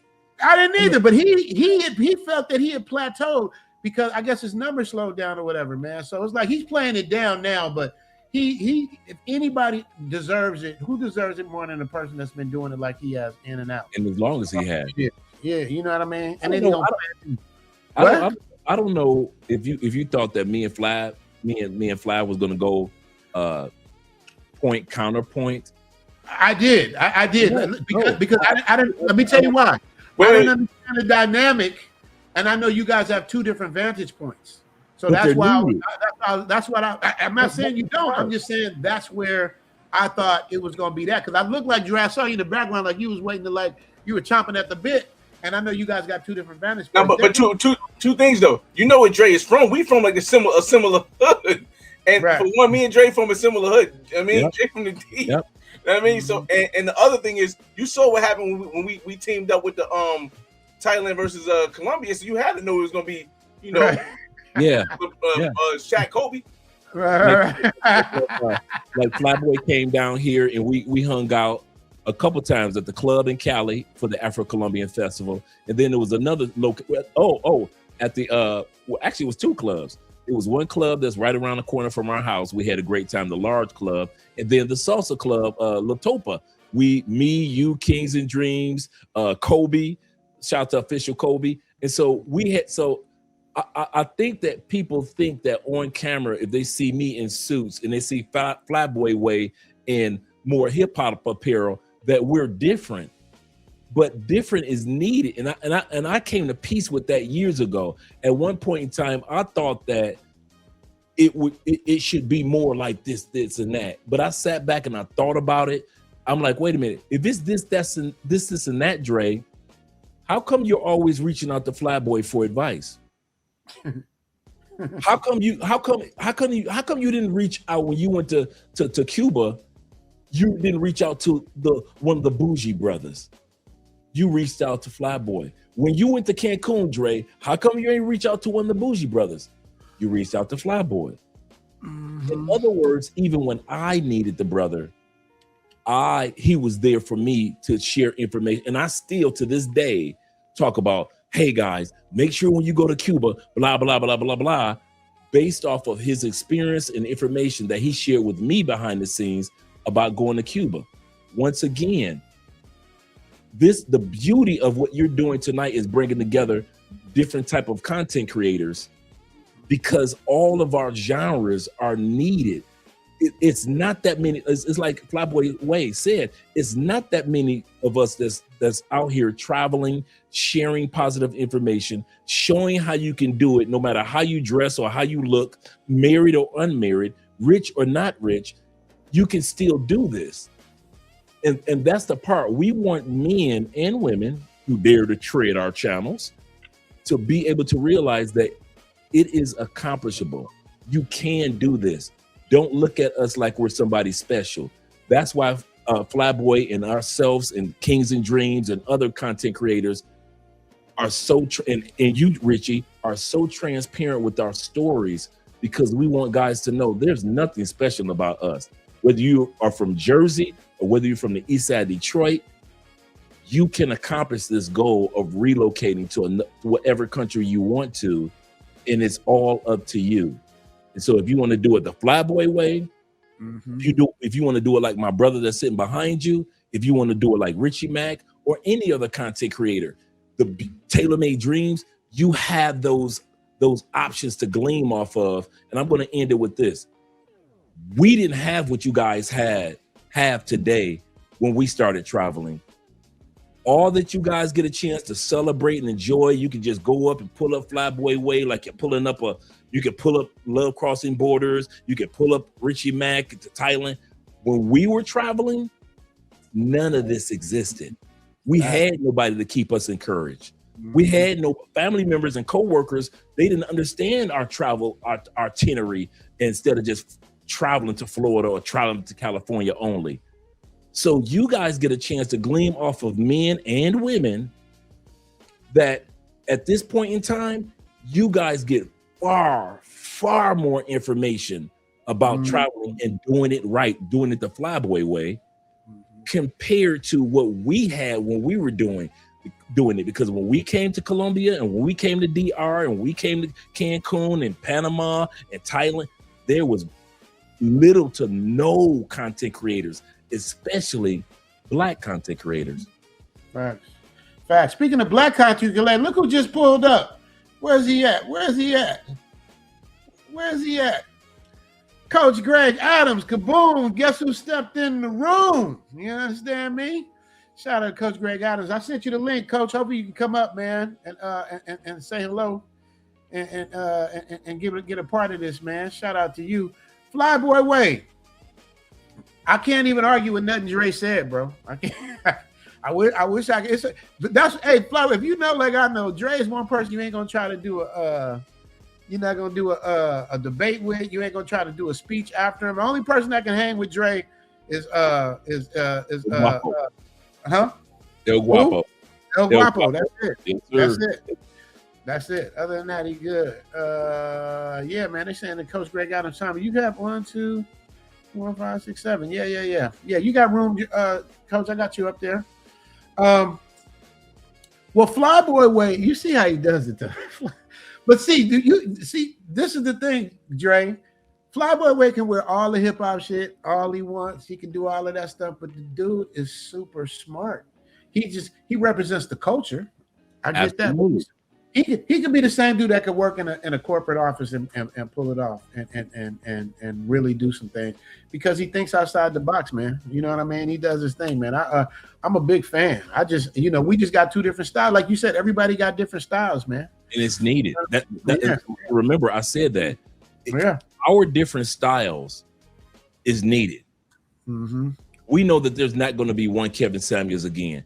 There is Kevin Samuels passed on as an amoeba.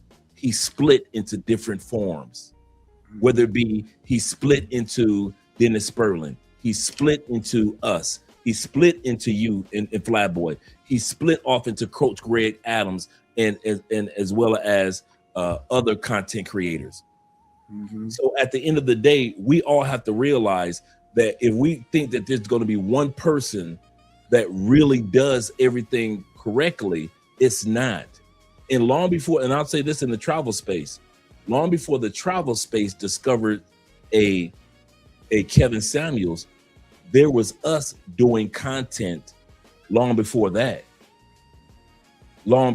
So we were always here. We were here long before there was Kevin and long after there's Kevin.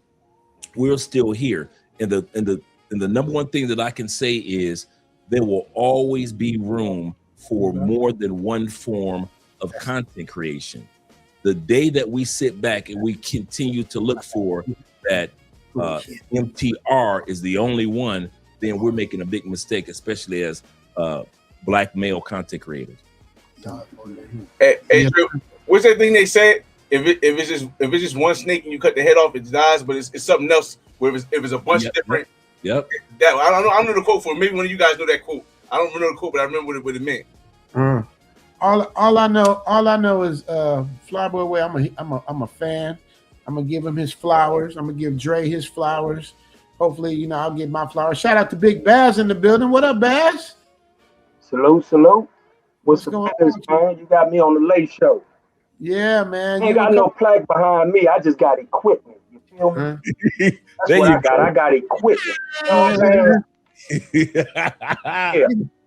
I'm probably the only creator, the only dude that has made stuff for the likes of Taylor Made Dreams, MTR, Lead Attorney, Zoom to Thailand, Dennis Spurling, Beautiful Lies, Big Bazz Real Talk, Closer Connection, Sass in the Philippines, Kai Jackson, Girl at Night. Can I go some more? BMT, Travelversity. Who else? Black Man, Black Kind of Man, Roller Tape. I mean, come on, man. Bet out of debt. I keep going. I got some more. You know what's crazy? Yeah. I bring y'all on to give you your flowers, but you don't give your own flowers. You know what I'm saying? I've been sitting back here, man. Like I work at Burger King or something, man. Yeah, well, it's an order going on, man. But plus your audio sounds really weird. I don't know why. You sound like you I don't know what's up with your audio. My audio is weird. Okay. Yeah. Your name is it me or does his audio sound clear? Flyboy Way? Yeah, I don't hear you Flyboy Way either. Flyboy, what happened to your audio? Are you No, I muted myself because it's everybody else talking, but audio's cutting in and out, Big Bazz. Yeah, your audio's a little different. But let me because I gotta be respectful of people. Bazz, I didn't mean to have you back there like that, but I got an order of what I'm doing. And I gotta give up. This is one of my YouTube superheroes. All of you guys are my YouTube superheroes, actually. That's why I put this thing together, because I feel like with everybody deserves their flowers. This man here is somebody with the minute we met, we connected, man. The minute we met, this dude just smooth, Porsche driving, just fly, just James Bond type of dude, man. This dude, and he holds his own in debates. I mean, there's certain people that just that make moves and do things, man, and you just wanna honor him, and he's also a coach, Dre, like you. He's the original coach. Now, this coach I'm about to bring up, that's his name. I named Coach Andre Coach, but this is the original coach, y'all. Let me give it up, get a love to my man, Coach Greg. What's up? I'm the unemployed coach. The unemployed coach. Oh man, I was a coach, but the name stuck. So I started making videos as coach, and it stuck the whole time. Well, can I give you your flowers real quick, man, before we even get started, bro? I've been watching you for years, man. Just watching you, how you do your thing, how you move, how you would tell people how to move. And just, and I even watched you before you had the grays grown in. You didn't have grays when I first was watching you. No, it's almost all gray now, man. I'm going to be Santa Claus in a minute. You had a whole different background setting. You had a whole different background setting. Everything was different. I still remember. That's the same room, though. It looks like the same room. It's just this is a house in Vegas now. So I moved around like 3 or 4 times since I started. So where were you at originally when you first started? In Newport Beach, California. Okay. I was in California, so then I was in Newport. Then I moved around 2 times there, then to Vegas. Okay, I got you. When did you start? When did you actually start? Well, my first YouTube video was posted 15 years ago. So put my first video up on YouTube 15 years ago. But really, it started where I was like, let me get something off my chest. It was 2017, and I was trying to figure out a way to say it, but I wasn't saying it right. If people see those videos, y'all gonna be like, man, what is this dude talking about? So, we all start, and I was fumbling around trying to find my voice and find the subject matter and trying to say it at a time where you couldn't say things in YouTube. You guys can get away with murder now, man, on YouTube now, but back then you couldn't even say 10 minutes. His job on the production and the lyrics and the music and all of that. And shout out to the brothers here, Flyboy Way. Shout out to Love Crossing Borders TV. I see your stuff popping up on my my suggestion box and Instagram all the time. And I think a Man Supporting Men posts you a lot on his Instagram. So I see you a lot over there too. And shout out to Big Bazz and our legendary Zoom to Thailand, man. Appreciate y'all for doing what y'all doing out here. Keep it up. Appreciate you. And we got one more. We got Razor Rays, the Howard Cosell of YouTube. Shout out to Razor Rays, my guy. Hey, Coach, I don't know if you guys want Razor Rays, man. He is the Jerry Springer. He is the ringmaster of all the things. He keeps everything. I don't know if you've seen it, Coach Greg. But Razor Ray keeps together. But dude, he's always been solid with me, man. He defends me when they be hating. He's always been my guy, always. But he calls the ball and strike a strike. You know what I mean? He does it the way he does. And I love him. I have to give him his flowers too, man. So I just want to give everybody our flowers. Like Coach Greg Adams said, man, it's hard getting y'all ninjas together, man. It's hard. So it's like, that's when I did the ACA awards. I tried to do this, Coach Greg Adams, 3 or 4 years ago. Baz and I, Flyboy Way, Gail at Night, we put together ACA awards. I just wanted just to celebrate us because I know how much work it takes into putting together a YouTube, and just giving us our props, creating our own awards. And it was hard to get people together on that, man. I reached out to everybody and I got a lot of support, but it was so much work. I said, I ain't doing that shit again. That was like 3 years ago. The thing is, a lot of these content creators and the brothers on the screen knows just to post a video, you know what I mean? Just to get your camera up and your lighting and your studios and your background light to work together, and then your camera and mic to work together it's a miraculous thing that we're doing. And we put up with a lot to give y'all a little bit of videos that y'all in the comments be hating on us on. You know what I mean? You be hating. You like, it took me 3 hours to post that 10-minute video and pull it all together. But you know it, and all the people here know what it takes to put this type of content together. Absolutely, man. And it's just all love. And the beautiful thing about this, like Coach Andre was saying, it's like everyone up here has a totally different style, totally different way of doing things, totally different platform, but we all come together. Our common goal is trying to be successful what we do and getting paid back for the hustle we put in. It doesn't necessarily mean monetarily, but it just means to show that our work has been worthwhile, because I'll be up all night, man. All night, yeah. People don't know that. People don't know that. But I always tell people, because me, when I do my live streams, people think I enjoy talking, and I don't, because the people around me, when I'm done, I'm like, nobody talk to me. I've used up my word quota for the day. I don't want to talk. I know I look like I was having fun about a couple minutes ago, but I don't want to say, leave me alone. But, people don't realize that we're giving our heart and soul, but we're believe it or not, we're the early phase. We're still in the early phase of this. Like your philosophy, our philosophies, this is still the early phase. If you think about any type of philosophy that has come along, the people who are celebrated are not the originators.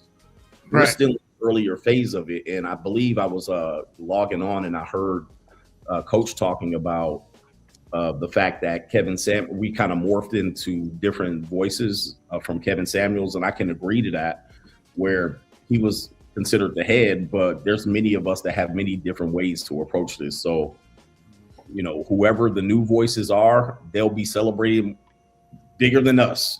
Yeah. And be encouraged to put content out. Like Dr. J, before Michael Jordan, there was Dr. J. You know what I mean?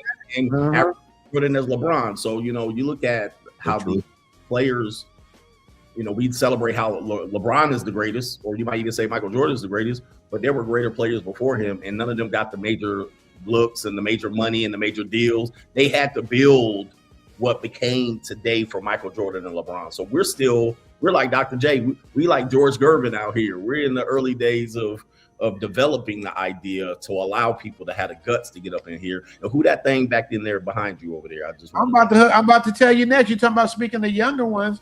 Okay. This is Ella.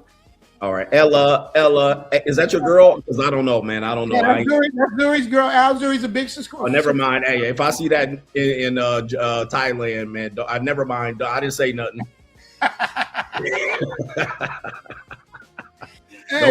Don't be trying to hit me up when I get to Thailand talking about, man, I owe you back a receipt, CGA.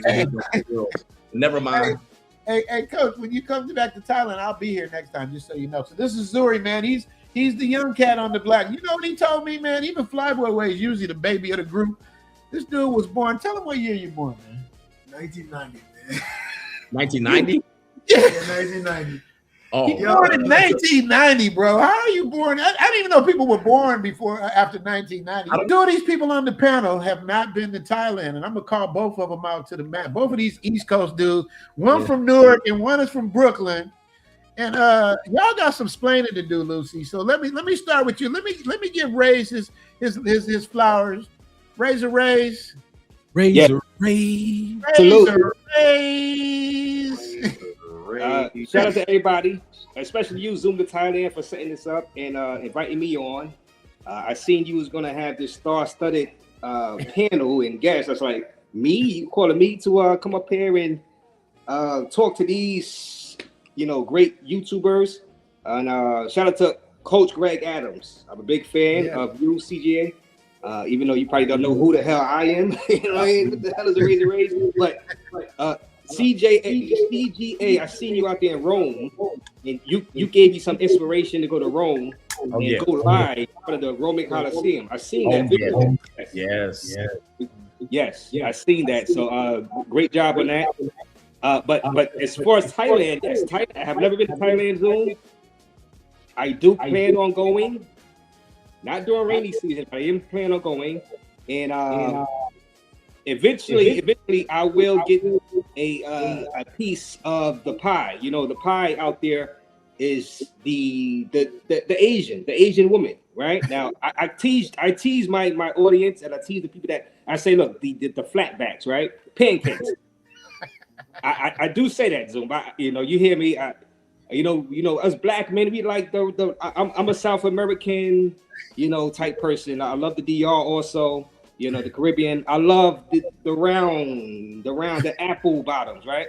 So, so I had to go out to Thailand, not just for the woman, of course, but everything else, in between, and test that out. And I think it's safe.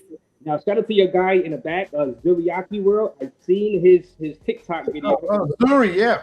Yes, that was around a year and a half, 2 years ago. He got robbed out there inside Colombia. 2 chicks. I remember it. I covered that. I actually had the jazz music, as you guys know. But shout out to you. And it's great to meet you, man. Great. You're very jacked. You had me thinking about that. Yeah, I'm trying to get like Coach Greg Adams and Zuri. I'm nice up here, but I got a little men section I'm working with. Man. Yeah. Gotta work I that thought out. about to come up here when I seen Zuriaki. I was like, man, he is jacked, man. He making me look bad. But I did cover that, and you had 2 women back in your room, and they drugged your food. And I remember that. I did a video on that. It's great to see you in good health right now, man. So hopefully I see you with your lady. So shout out to you. Shout out to all you guys. Andre, of course, Bazz. And Flyboy Way, of course, and Average Man. I think this is my first time talking to you, but I've seen your videos, Average Man Unplugged. So shout out to you guys, man. Thank you, brother. Yeah, man. Razor Rays. The reason why I brought you on with this because you've been a part of my journey. You've been there with me since the beginning, like covering stuff, and I know you're familiar with everybody else. There is no Don't get me wrong. Like I call everybody my YouTube superheroes. MTR, Coach Greg. Coach Andre, Bazz, Average Man. It's because you got to be a superhero to do what we do and be consistent. Like what Flyboy Way said earlier, I've been on YouTube longer than all y'all ninjas. I got a channel from 2006, but Flyboy Way said something that I could not argue. He said he's been on consistently, Coach Greg Adams, since 2009. Let's go. Consistently, yeah. So that was like I couldn't argue that. You can do the research and see. I had the Nappy Network and doing. I was all just figuring it all out. There was no monetization back then. You could play whatever music you want. You could curse. I had beautiful Brazilian women dancing around. Like I had it all. Amsterdam in the weed spots. Like I was doing everything because it was the Wild Wild West. But then once it became corporate, You know, I had to start my channel all over again, which was Zoom to Thailand, because I didn't want to lose my channel because I would have lost. They would have made me take down everything and start over. I'm like, I'll just start a new channel. But anybody at this panel knows starting a new channel is not easy, dude. It's literally like getting on the training wheels all over again, man. You know, but people like have an audience. It's hard to move. People always say, "Why don't you move to that platform? Move here, move there." You cannot move the audience. And people always say that. They're like, move the Twitch. I'm like, what platform are you watching me on? You watching me on YouTube, telling me to move to Twitch? Like right, that. Right. Right. It's not easy. Like, that's where what do you do? What do you do, Coach Greg Adams, on your channel? What platforms are you on other than YouTube? Everything. I'm everything. I'm everything, but I'm monetized on everything but YouTube. So, but my biggest numbers are YouTube. So. When I fire up a stream, when I post a video, that's where it's gonna. I mean, Instagram is, I guess, the next biggest numbers that I get. That's on and off. But I'm monetized on Facebook. I'm monetized on Twitch. But when I fire up over there, you know, I get like 10% of the audience. So you got to go where the audience is. Exactly, which is what I do. Now, Razor Rays, between all the Jerry Springer shit that you be having going on. What do you watch? Like, what channels do you watch? Because I know you're mainly a reporter. You're reporting stuff, but what do you watch when you're not doing the Razor Ray show? I stick to a lot of the travel stuff, you know, and of course Andre, I watch his stuff. I seen he had the beautiful lady from the States that living out there inside Medellin right now. Mariah, he had her, yes, Mariah as a guest, and I watched that. And that was a great interview. So shout out to Andre. Of course, Flyboy Way, of course. You know, he keeps sneaking back out there to Colombia, back and forth. You know what I mean? and you know, he like that. He don't like the flatbacks. He like that ass. So he don't like no flat pancake booty out there. You don't like pancakes for breakfast. No. See, that's another thing. Y'all got to stop that, Coach. I mean, when I met Coach Greg Adams in Miami at the Black Manosphere Conclave, shout out to Theo. I said, when you come to Thailand, you're gonna see they're not all flatbacks, man, like you think. Don't get me wrong. You know, they're not Colombian either, but so they're definitely not Colombian. But for me, I don't need you know, like if Flyboy Way need the big bubble, because when I was in Colombia, they definitely had it. It was like unmistakable, but you're not getting that in Thailand. Not like that, but you got some thick ones, man. You know what I mean? And you go, and the Cambodians is coming through now, bro. It's like, not to be, but I mean, Cambodia. That's Cambodia right there, man. I've never been to Cambodia, so I've been there. I went. You went? I went. Yeah. Look, I hit every Asian spot except for Laos. Or Mongolia. I hit everything. I've been everywhere. But what'd you like the best? What I like the best, I would say the Philippines. Isn't those my number one? Philippines better than Thailand? Yes. Coach Greg Adams. Now, listen. To me, it's like saying like the Philippines to me would be saying like I would say if you say the Philippines to me would be like I would live there. In Thailand, it would be like Vegas. I would party there. Like I wouldn't want to be in Thailand all the time.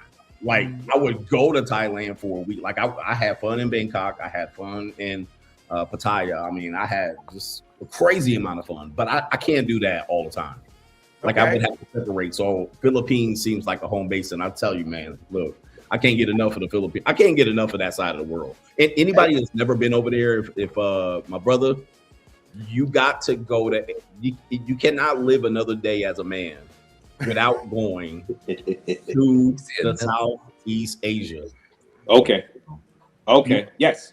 It's on my bucket list for this year, actually.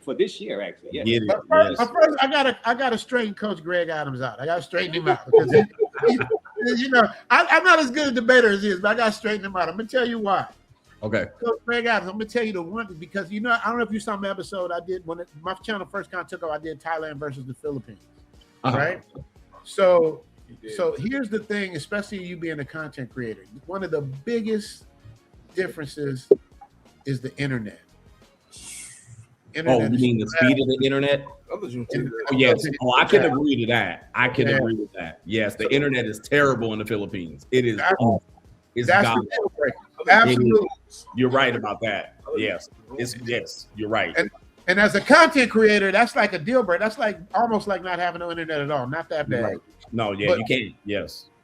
But Coach Greg Adams, when you're in the Philippines, have you ever been called sir so many times in your life? Yes, sir. No, sir. Yeah. How many times were you called sir? I just don't understand. Look, for the people who've never been and the audience members, I always say in Asia, it's like dating in the 90s when dudes would be like, oh, it's, you know, I'm going to go back to the 90s. To me, everything you're being treated, the respect, just how things move, even dealing with women, even dealing with people, it's just like 1990 to me because you're getting treated with respect. I know people are like, oh, they just using you for your money and all of this stuff, or they using you because you're an American. I know people want to say that, but there's still a level of respect to it. And there's a level of disrespect that we've become so accustomed to here in the United States that we don't even know how to appreciate that respect. We don't even know how to handle it. Mm-hmm. But, you know, when you come down there and you're in a certain position, so many manners, so many things are extended to you that is so normal there that it's hard for you to leave. Yeah, because everything looks different. Remember I told you, I said everything's gonna look totally different when you go back. Oh yeah. When you come back to the United States, you're just gonna be like, why am I here? Like, what am I doing? What am I doing here? What's my purpose here? As opposed to over there, you got a purpose, you got something to look forward to on a daily basis. You have beautiful women. You can't be beat. Yeah, you can. Hey, Buck Travels had a question for you,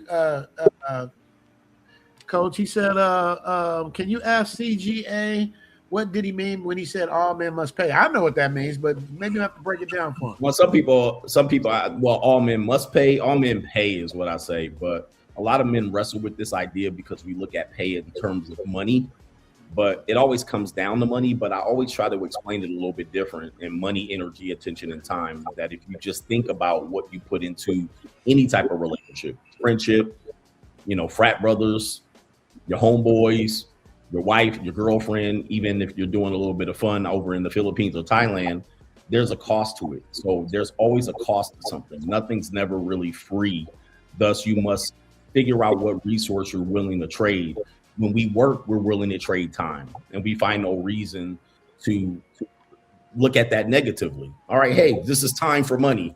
And then we naturally do that. But when you think of time, that's a great resource to you, and it's an abundance to you, so you feel like it's free.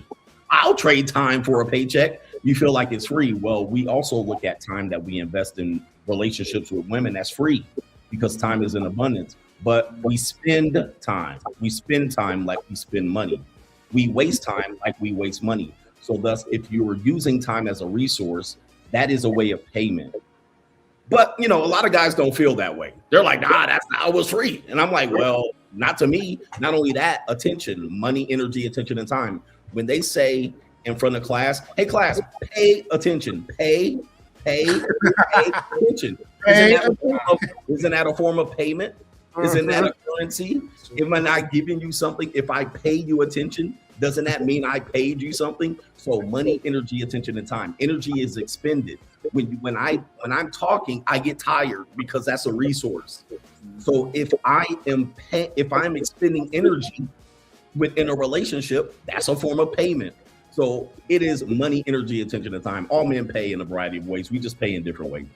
Yeah, I tell people all the time, Coach, I say the minute you put gas in your car to go pick her up, you spending money. Some dudes don't look at it that way, though.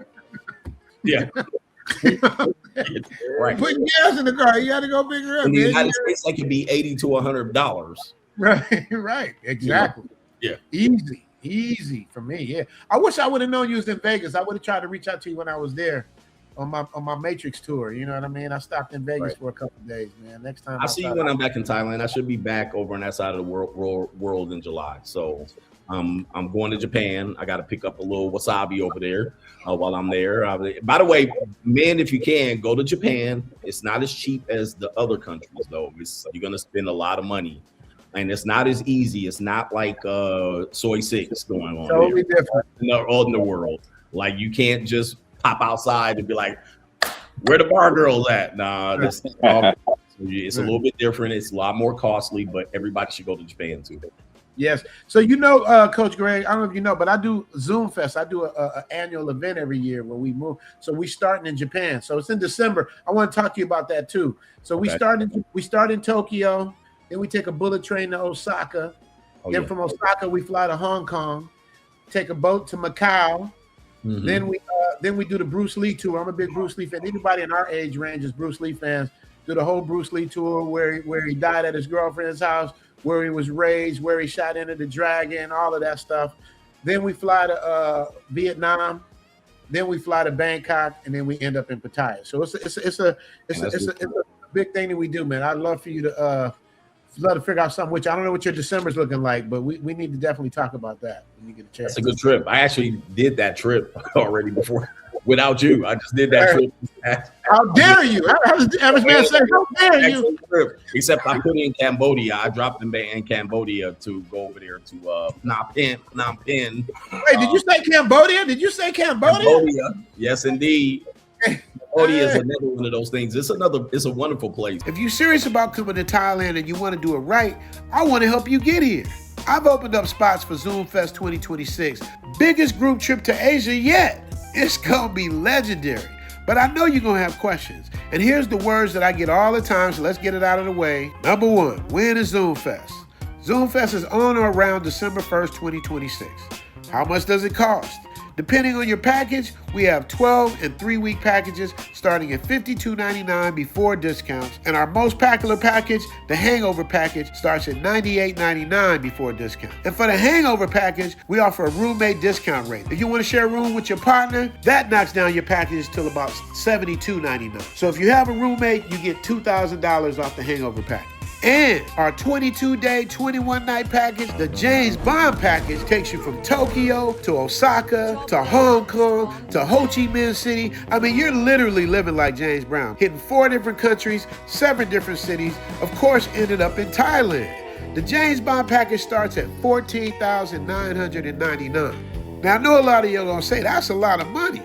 But look up for yourself and see what a first-class round-trip ticket from New York to Hong Kong will cost. And that costs you more than the entire package. But with the James Bond package, you're going to Tokyo, Osaka, Hong Kong, Ho Chi Minh City, Bangkok, and Pattaya. The James Bond package comes with all the bells and whistles.